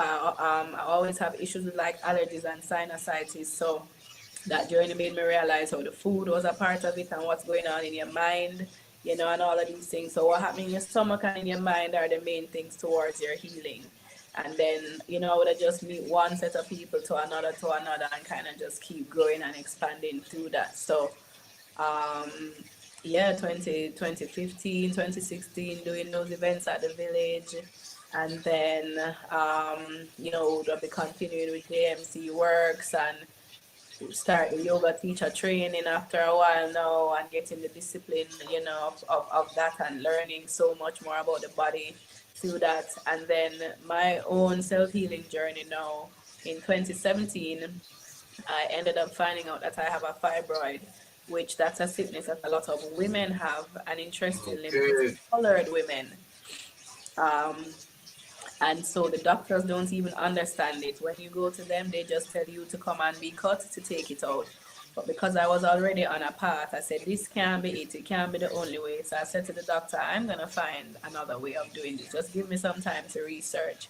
And then, I went to the lady who I normally do Reiki with, had a conversation with her. She gave me some very deep insights, because she was like, Karice, when these things happen, it means that there's creative things that you're not expressing.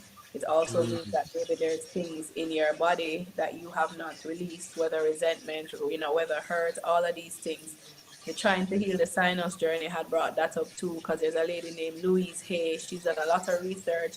And if you go online and there's any sickness that you have, once you type in Louise Hay, she will tell you some of the psychosomatic things that come with it. I was also friends with Bob Andy at this time, who he was going through his own healing journey. So based on the trainings I was getting, I was able to reason with him to help him to get to the root of some of these things too. So that's when I was finding out how important everything is and how everything adds up, So I was able to successfully heal the fibroid and not having to go and do the surgery to cut and take it out, because I changed my food. I started to pay more attention to myself, take care of myself more than everybody else, stop being a martyr.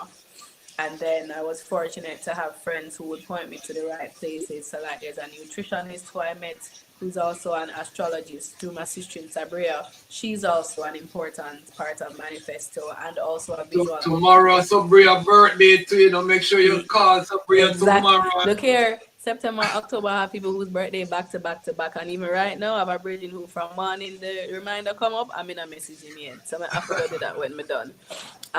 Big up Sabria. Yeah, man. Sabria do Happy my birthday work to in you. the wellness space as well. She's the next one who kind of moved from that to some deeper work. Yeah, and then met some people, did the deep work, shrink the fibroid. Had a session with this man who works with women with womb issues, and that session moved the fibroid very, very low to the point where it was just able to be pulled out, like just magic, just magical experience, or make we know say them thing are real. And since that now, anytime any women have fibroid, I make them know them can link me. Even a few weeks ago, a sister of mine linked me and I gave her a whole program and protocol that I know going to help her. So it's just one thing leading to another, like even I did the yoga teacher training, it's not because I'm intending to post online that I'm teaching yoga, but it's because I know when I'm immersed in community, I can use it towards my well-being and the ones around my well-being. Just once you understand certain techniques, you're having stuffiness, you can go to your handstand or your headstand, you're bloated, you can't put yourself in that kind of posture. So it was just life directing me, into my higher self and me just really following the guidance. And so I went from that journey into the CMOS now. CMOS came to me when I had a fibroid, because most women who are bleeding, a lot with fibroid, you're going to have iron issues. So I had to figure out how to get more iron into my system. And I've always known that the best way is through food. So this is how we research and find out about CMOS.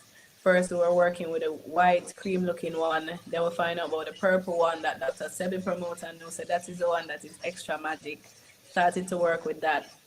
And then when the pandemic came, I just was using it so much and trusted it so much that I was telling all my friends and family, so once you have this, nothing gonna happen to you. You're gonna be okay. Come in already start buying large amounts. I bought even larger amounts now and give them some, and everybody bring it back to me and say, I love you, Karice. Can you make it for me? I don't have the time or the effort or the energy. So that's how I started to make it. And then when I made it for a friend, she was like, you should do this as a business. And I'm like, I don't know about that. And then she's like, you should, because I want some more and I don't want you to keep doing it for free. So I'll pay you. And then she told another friend, and that friend said, okay, I have an artisan fair coming up in 3 weeks' time. Get yourself ready because you're gonna have a product, on the shelf. And that's how that one came, just through that natural organic, network. And I've still just kept it on that level. I don't go out promoting it. I don't have no website with it because I know I also do other work. I'm happy keeping it on the artisanal level because that way it's me putting my love and my effort and my energy and my irons into it and not stressing, to meet no supplier or that kind of thing. So I have one store in Kingston that has it and people will reach out to me otherwise. Big Up Life store, they have that, and a lot of local, our artisanal products as well. Um, so that's what moved into the CMOS. And then before getting into the CMOS, I guess I could talk about what got me working with the entheogens. The same event I mentioned called Isla Iowa. When we had a staging of it, there was a man who wanted to come. He was a medicine man.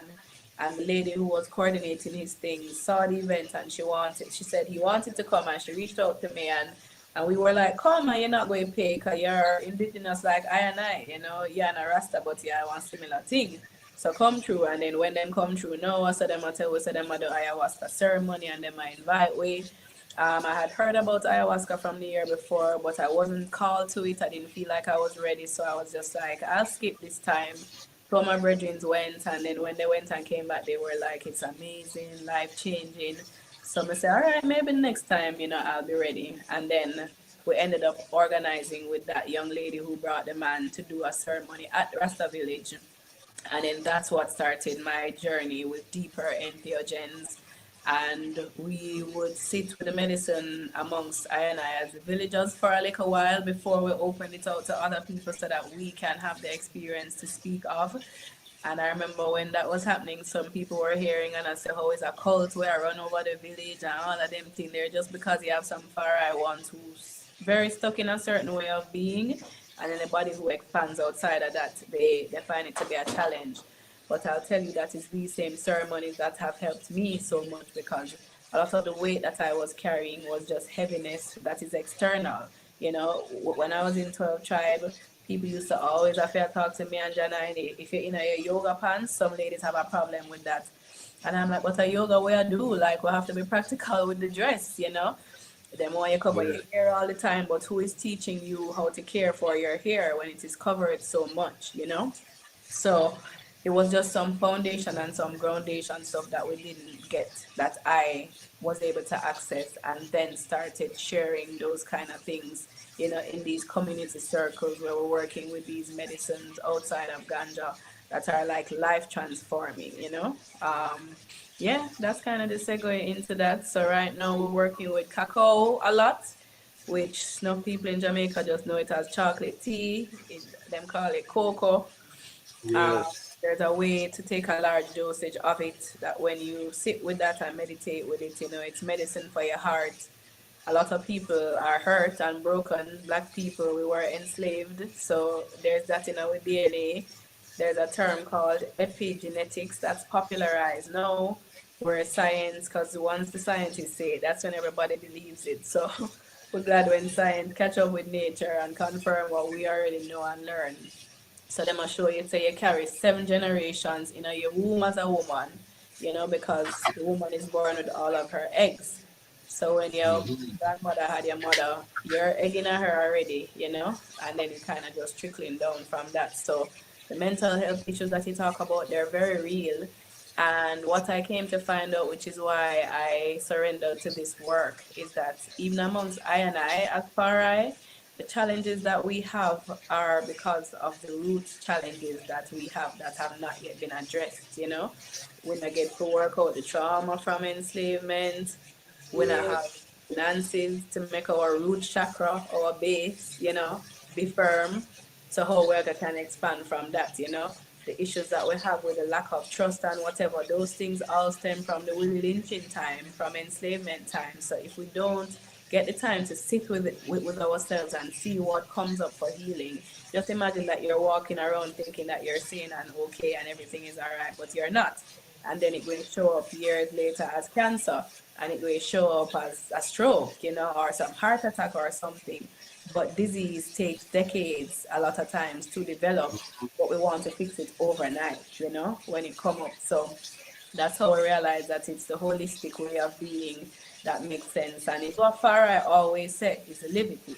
So it's just pointing people more towards that, as opposed to looking for something outside of yourself. So I see why I was pulled away from that, because when an artist is performing, many of them, they're out there taking the energy from the crowd, but how many of them are giving it back to the crowd in a strong way? That's what Bob Marley, many people haven't studied that. I rate Bob enough, some study him, and I see why I'm so big. Bob Marley always, I give the people them some words, some inspirational words, you know, and I tell them, say, me no want to forward, go to Hailey, go to Farai, go to Ganja. No matter what, you can't, yeah. Bob is underrated for that, you know what I mean? It never deviates. Yeah, everything and the same thing him I talk about in an interview, or same thing Von Benjamin said. Him said, Karice, I'm watching your peers and too many of them are talking personal things. Him said, look at what I do.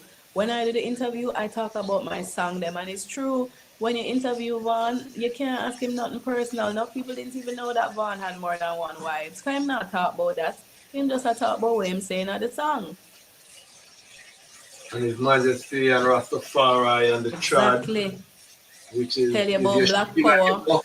Yeah, that is your shield and your buckler, because the system is gonna try to tear you down, and that is why you stay to the mission. I want to go through some of these comments because we have a lively comment section. Big up the Lion Pride. Let us know where you're watching from. Yeah, if you're watching live, let us know where you're watching from. The global platform. Big up Tommy Dread. Tommy Dread said, blessed love to all Rastafari. Big up yourself, Tommy Dread. Michael Lee said, Empress Karice, are you vegan? We don't really like the vegan word there so much here. I thought because vegan come with all kind of thing with out in Babylon. I thought because vegan can be heavily processed and you can get sick as a vegan too. Sando, Godana, enough love, you know. Iris. Iris, yes, Yes. that's one of the names people call me. Love goes out.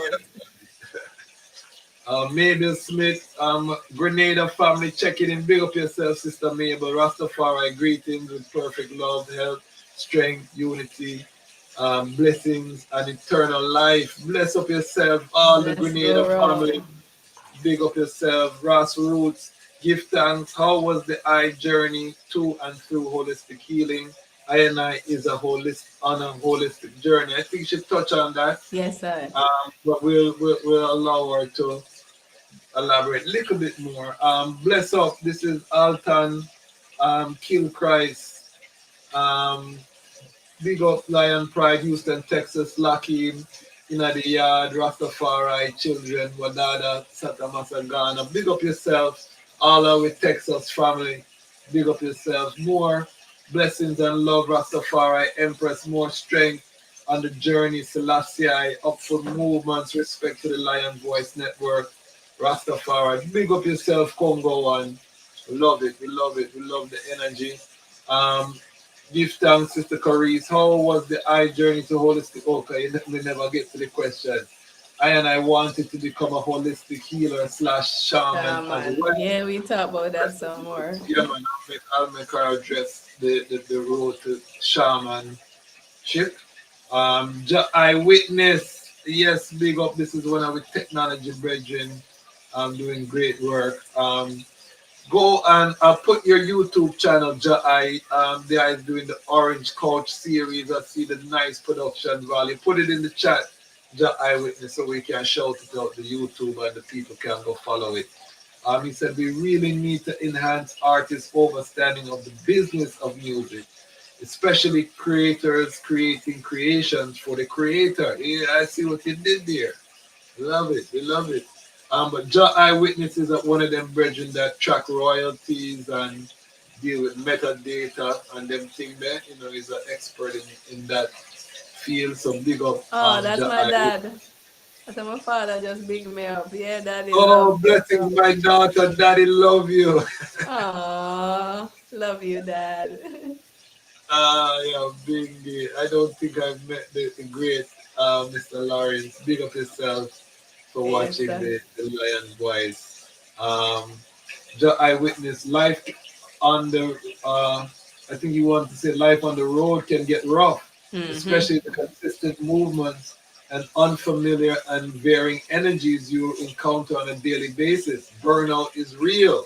A lot of artists don't know that part, and I'm glad you touch on, how taxing it is. That's one of the reasons I never went into the artist thing, because it's seeing behind the scenes, and I said, no, sir. You know what I mean? That is a lot, especially once you have children and a queen, you know what I mean? That one rough. But I understand. I man get goosebumps, grassroots. Yeah, man. You're gonna get that with listening to Lion Voice. We call it Lion Bump over here, though. Empress, have you ever worked with Von Benjamin? Have you ever worked professionally with Von? You know, Savon, our brother, so relationship with him and him other brother to run is just family. So the only work we did directly would have been that show, but we didn't organize their work. We just organized the ones from Jamaica. So what I've been fortunate to do is spend hours of time with reasoning, like a big brother to a little sister kind of reasoning. That's the relationship we have, and that's what I needed. Yeah, man. Big up, big up. Von Benjamin, the legacy. Big up Ras Roots with the $5 super sticker.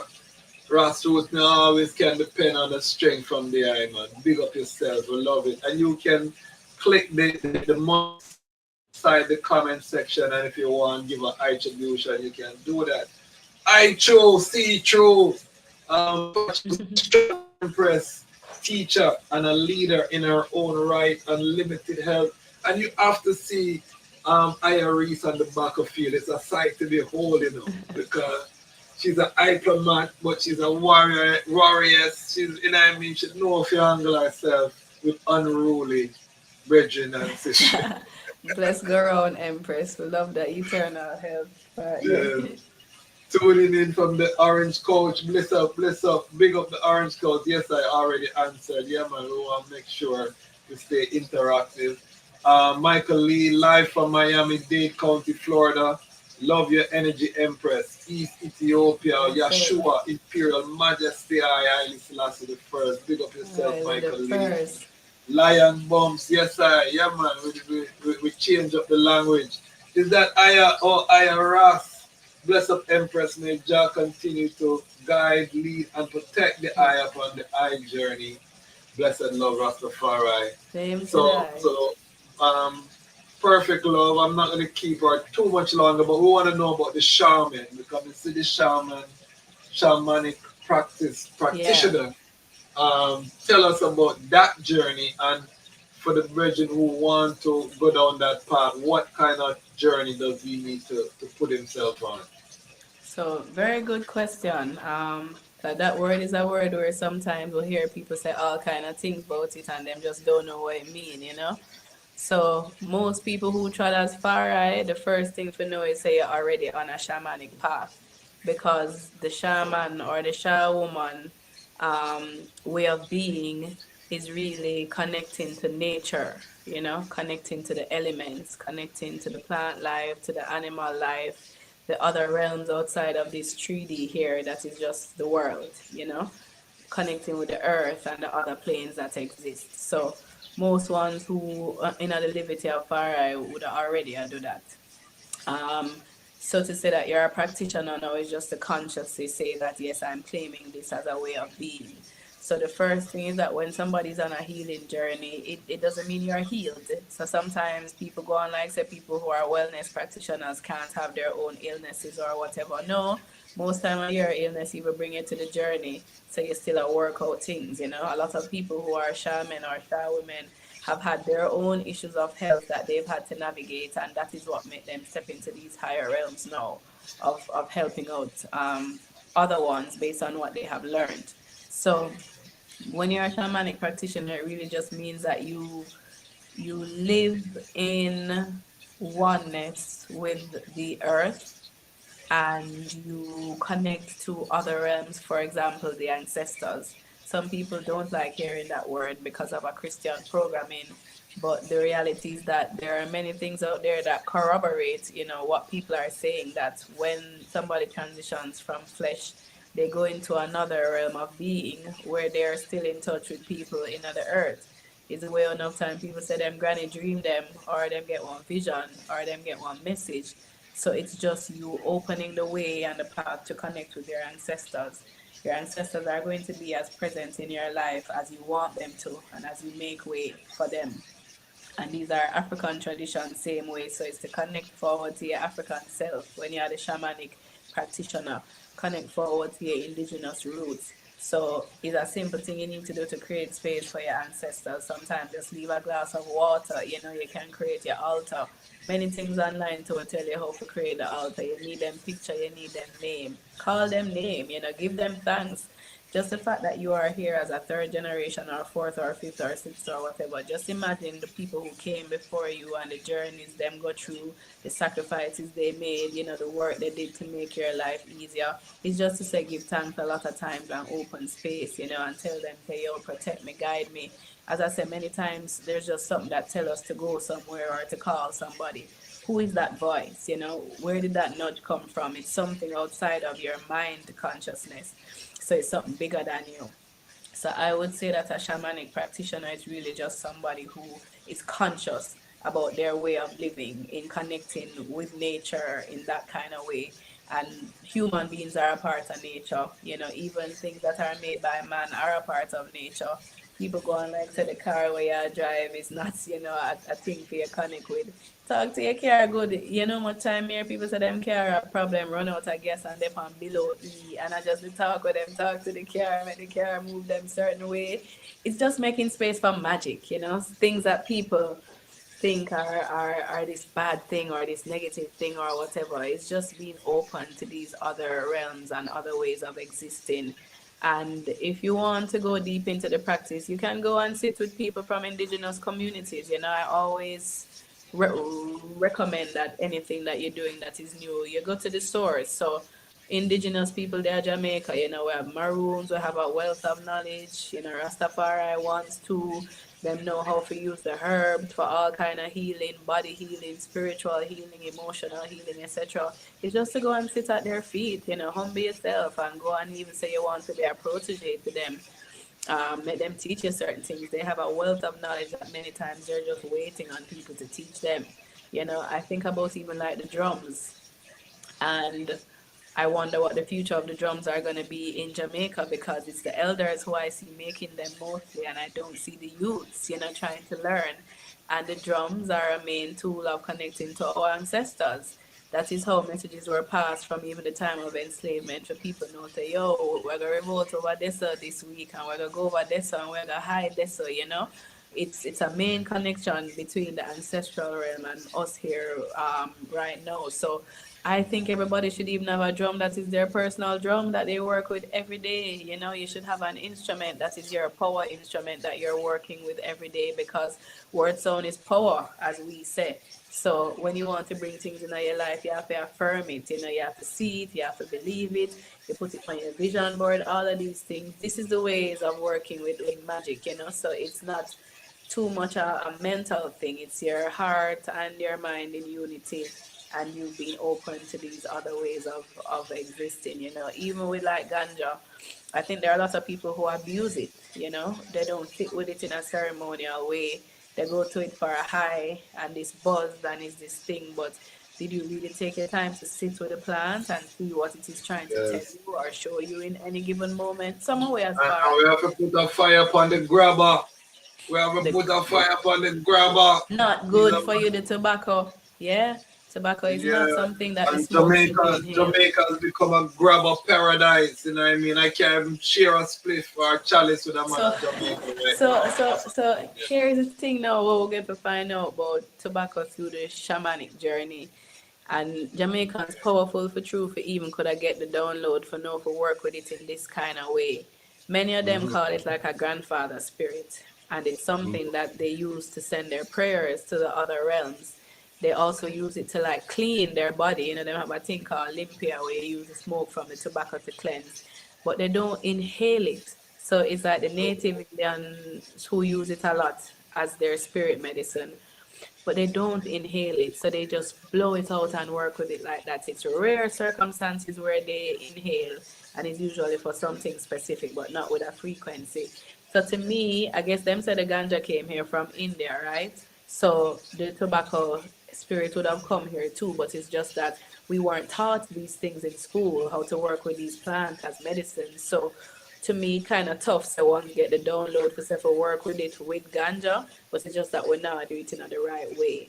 So for those who are working with tobacco, try to isolate it from your spliff. Make a spliff of it on its own. And what you are supposed to be doing is programming what you want to program into it, you know, making that the meditation, and then you send out the prayer with it. And you will find, just test it and trust me, that without inhaling it, you are still going to get the high that you get, and you are going to find yourself going on another journey. So hopefully that's at least one thing that people can learn today from I. And it's my I'm a man who just born it to ash, so I'm humbling to a new interpretation. But I'm a man who just typically burn it to ashes, because enough of a virgin is a tobacco addict, and I'm going like, you know what I mean? And cancer real, so we can't go around that. Yeah, and we see so many elders, you know what I mean, that are affected by cancer, and you know, the grubber war, the famous grubber war down at in Jamaica there. So I tell people to avoid it. But before I let the eye shut up, because I have the eye for 2 hours now, and I have to be respectful of the sister.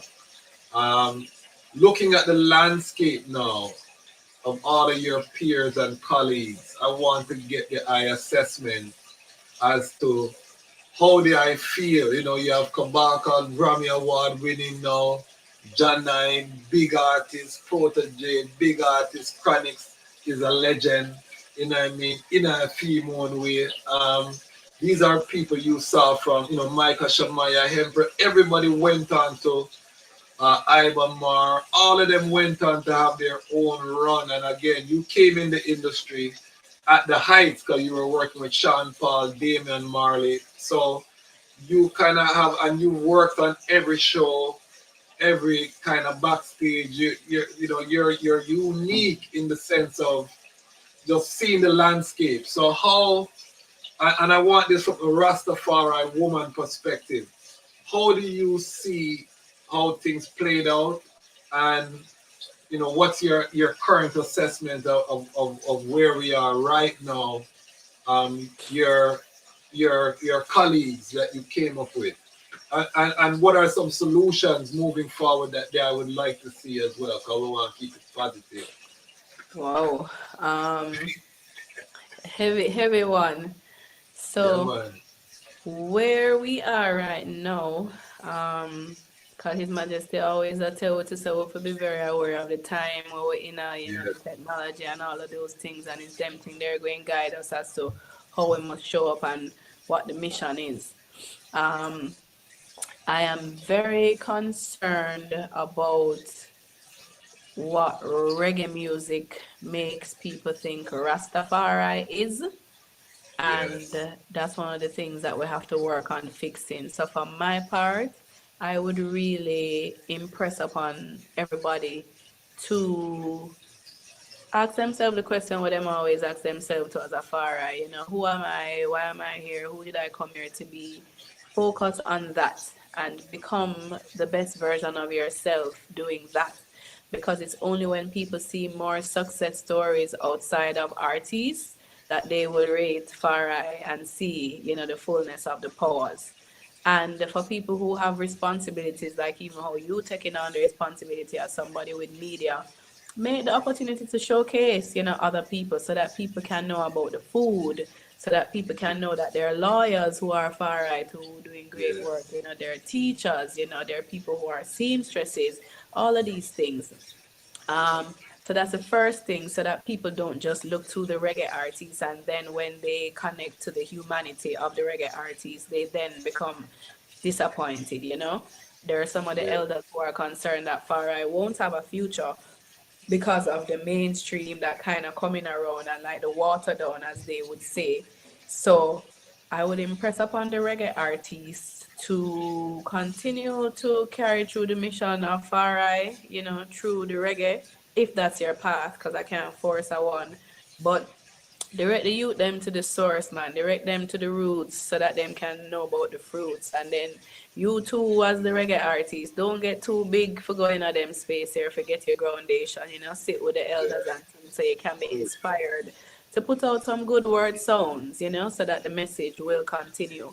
Because I will tell you that based on the experience I'm having in the medicine world, there's a kind of music where people call medicine music, and even though there is some rootical influence into it, I don't know, it's not the reggae that is into it. It's the roots, it's the chant, it's the drum and bass, it's the heart frequency, So if we're not careful, we don't know what reggae future going to be. Because the sounds are also changing up so much. And even though I'm not active in the music space like that, I have friends, from that time who they still reach out, and the promoters in Europe are saying the people over there don't want to hear these hybrid sounds that the artists keep producing. Too much hip hop over there and trap and this and that mix up. And I understand that the artists are trying to be current and fresh, as they say, But don't water down the thing and don't move from the root of the thing, is what I would have said. And then, do your best to mentor some younger ones and to help them too, just like how ones see we and give we a strength, do that too, because if I were to tell you right now about that many of the next gen of reggae artists or Farai artists, there aren't as many as there were in the time, of I and I. So something is lacking.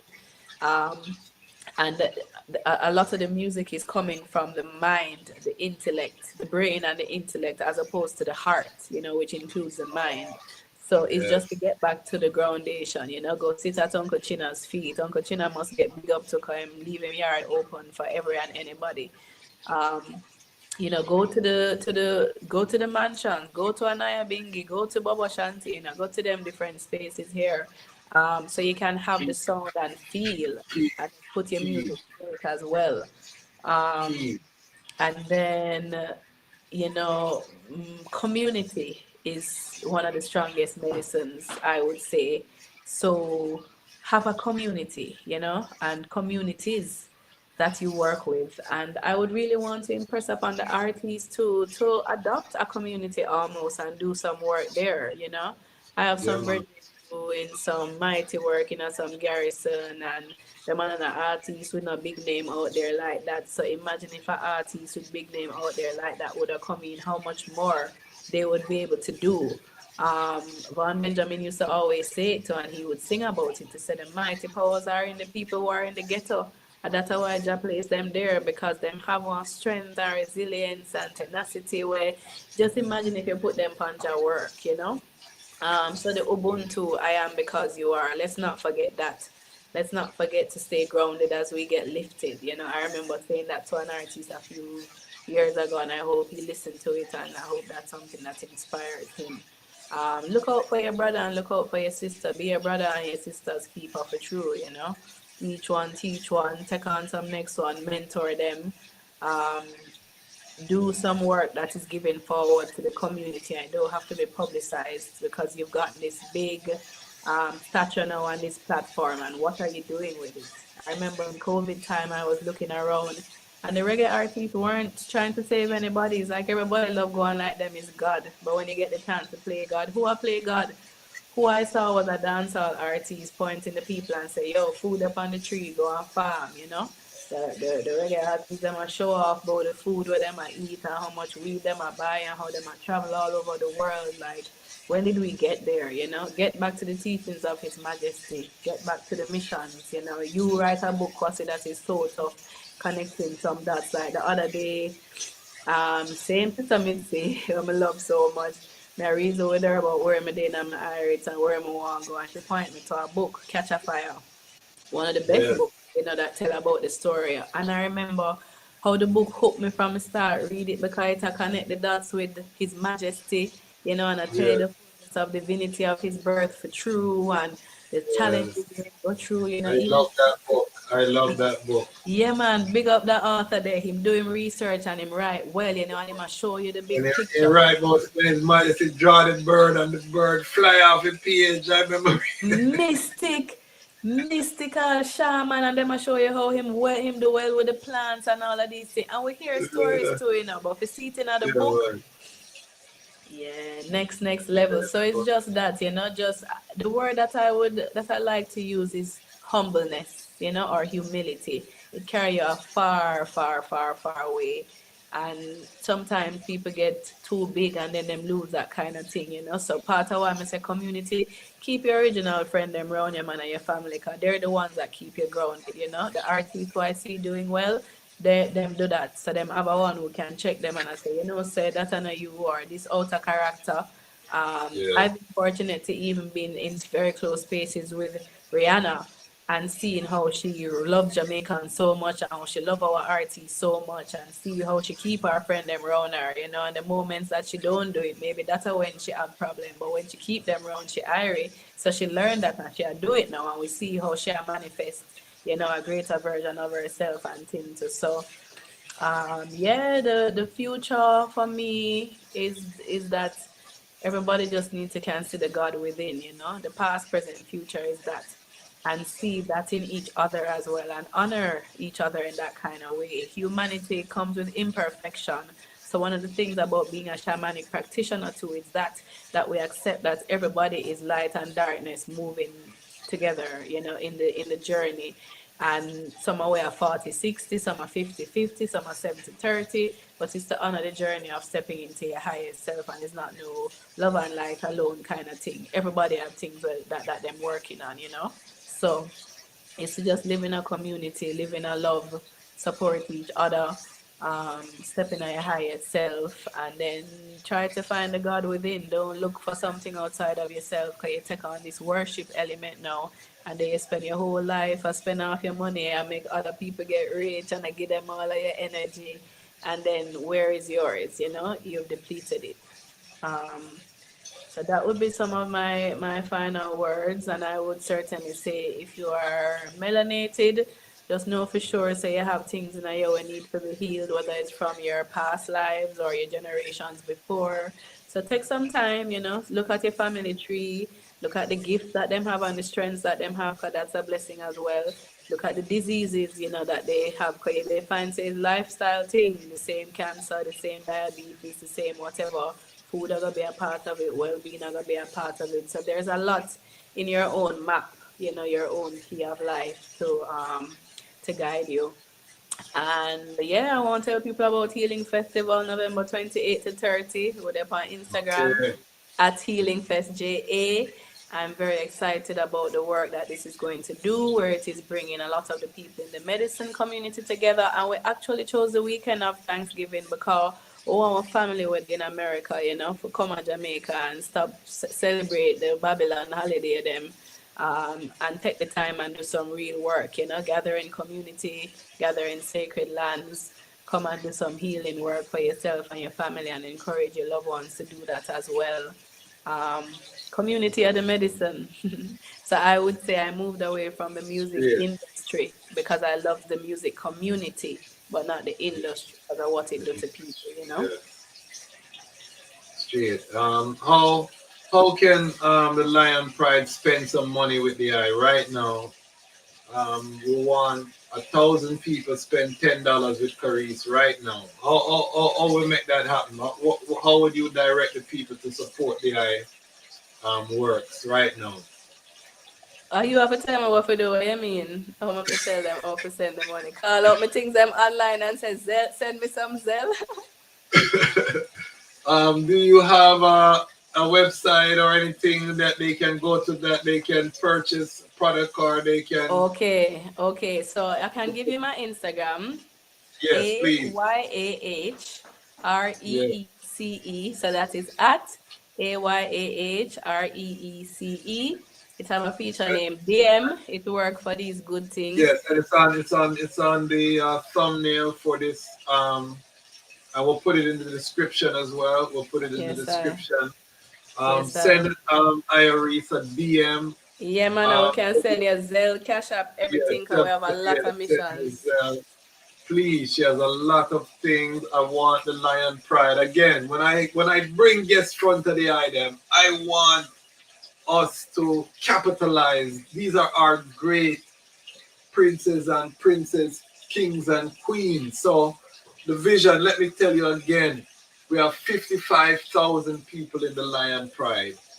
If everyone give $10 to this beautiful black queen, that would be $500,000 US right. that we would be able to just change the trajectory of anything that she's doing right now. And it not take no big thing off of one individual, $10, you know what I mean?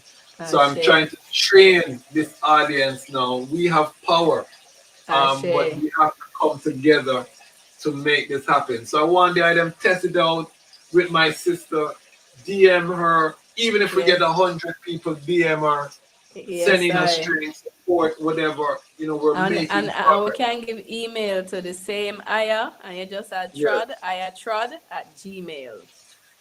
Yes. So I will have both of those in the description because most people will watch this on the replay. You know what I mean? Yes, most of the ones that will watch this on the replay. So we'll have it in the description. But family, I'm really imploring us, get active. Yes, we watch, we get the beautiful history. But after we get the history, let us capitalize these guests so that, every strong when we bring on these guests, when they look in their bank account a morning, you know what I mean? Them life change. That is what I'm trying to build here. And we again, individually we don't have that power, but the power is with the people. So people, again, even if we have 100, 200 people who watch this, everybody go to IG, email the sister and show the power of the Lion Pride. Let us, going into this 4th year on October 4th, we turn 4 years old here on the Lion Pride. That means we are toddler now. We are walking up. That means we're not crawling again, we are walking. We are, you know what I mean? So I want everyone, again, let us start. Also, tomorrow is my Earth Strong Don't feel no way if you send her a birthday gift for Earth Strong gift, send her $10, $15, $10,000 if you're a millionaire and you watch this. You can send me $1 million to me. Straight. We would deal with it nicely. So tomorrow is the Earth Strong. We're gonna have a special episode with Mama Ascali, promoting the Empress Menin calendar. One of our elders, again, I want the item support that initiative as well, the Rastafari Empress Menin Foundation calendar. Mama Ascali, that episode is dropping tomorrow on my Earth Strong. Big up to the global family, all of the ones them who watch live, all who will watch. This was a history that, trust me, it's precious like gold. I know a lot of it, but I learned so much about my adopted younger sister tonight, and have a special appreciation of even more now, knowing she filled in a lot of gaps for you know what I mean? And I give thanks to get this, and this is part one, because we're gonna bring Sister forward, closer to the festival. Maybe we can do something on the festival, you know, and I appreciate just love. remind the people. So people, again, this is the lioness telling her own story, and this is why we created the platform. The same thing that she said. We saw that the artists were the only thing that was, leading out the every time people see Rastafari, it's confusion, it's mix up, it's some contrary to His Majesty. And so that is why we do things like have the Rastafari and STEM series here on the Lion Voice. That's why you see all Rastafari who, from all facets, we have engineers, we have all professions of ones who say Fari, PhDs, grassroots. We run the spectrum here on the Lion Voice Network for the same thing that the sisters say. The artists cannot be the ones alone. Yes, the singers and players of instruments shall be there, but they can alone be the ones that represent I and I within a fullness. So I really do give thanks that we've been able to achieve that, and that the community is growing, the word sound is growing. You can join the Patreon. We had a town hall meeting featuring Sister Colleen Douglas doing a great presentation on personal branding. So if you want to see that, you can join the Patreon for free. It's up on the Patreon. You have to become a member of the Patreon because we need your email address. We don't get your email. YouTube don't share that. So you have to lock in. If you're really locked in with the Lion Pride, go to the website and give us your email, or go to the Patreon so you can get the newsletter. You can tap in deeper with the ecosystem. YouTube is just the portal. So all of that to say, give thanks, family. Iris, any final word sound to the people before we seal up? My final word sound would be just live in love and be free and be real. And for I and I people, especially if you remember, say black liberation and black redemption, we still work towards them someday, you know. Africa is still home. And as you say, you know, collective security is the way for surety. So just that, more love, more light, more peace, more joy, more prosperity, more oneness. Give thanks. And remember, family, this is our last episode for the month. We are going to be traveling. I'm not going to say where because of security. But we will be posting in our Patreon. So if you join the Patreon, you can get some exclusive content while we're traveling. But when we come forward, we're going to be fully loaded with content, and we're going to flood the place with some Irie content. So we are working. So stay tuned for that. The whole month of October, though, we'll be showing some of our classic episodes. So make sure you support, make sure you subscribe, you share it, you keep the fire burning. But we will not be doing any more lives for the month of October. We turn 4 on the 4th of October. So we're going to be celebrating by replaying our very first episode that was dropped on the channel, and you will see the changes, and the whole thing is different from that time. So check it out. But family, I just want to thank Karice, thank everybody who watched live, big up everybody who watch on the replay. We're not gonna stop, family. Why? Because the time has come for the Lions to tell our own story. And this is Lion Voice. Give thanks, Kwasi. Rastafari. Yes, Perfectly. sir. To set the people free, Jah give her the power to chant. Jah give her the power to chant. Rastafari, the Lion's Voice. This is Mama Thea of Asli Pure, and when I want to hear the story from the lion and the lioness, I listen to Lion Voice with Ras Tafari. Greetings, this is Ras Tafari. The time has come for the lions to tell their own story. See? This is the Lion's Voice. Keep it locked, right here, sir. Ras Tafari said that. Are you satisfied? Wipe those tears from your eyes. I'm all alone, still you thought I was telling a lie. This is the Lion's Voice. Keep it locked, right here, sir. What are you waiting for? Come together, calling from near and far.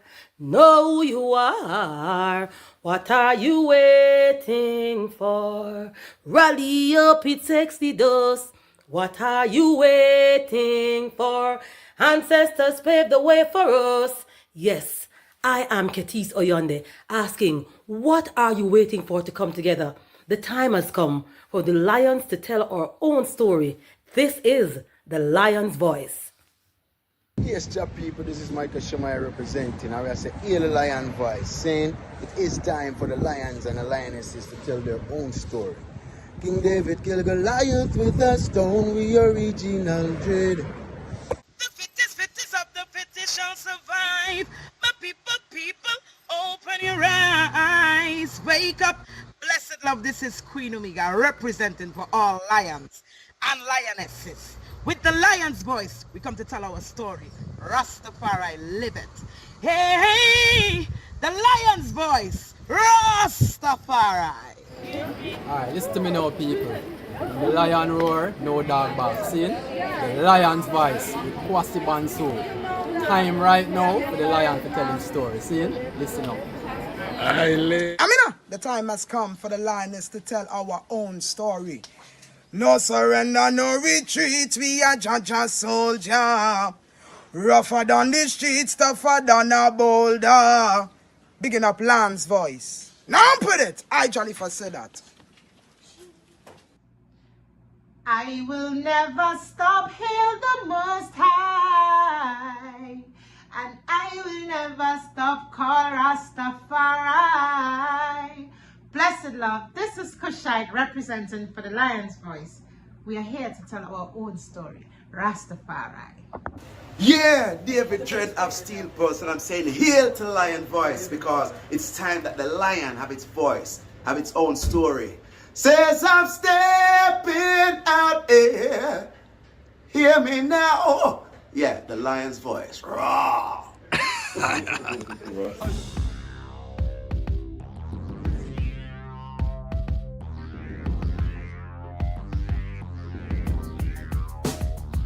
Well, Lion Voice, tell them that's the people first choice. Lion Voice, make the lioness them feel nice. Lion Voice, with the lion cubs we sacrifice. Lion Voice, got to show the people them the life. Lion Voice.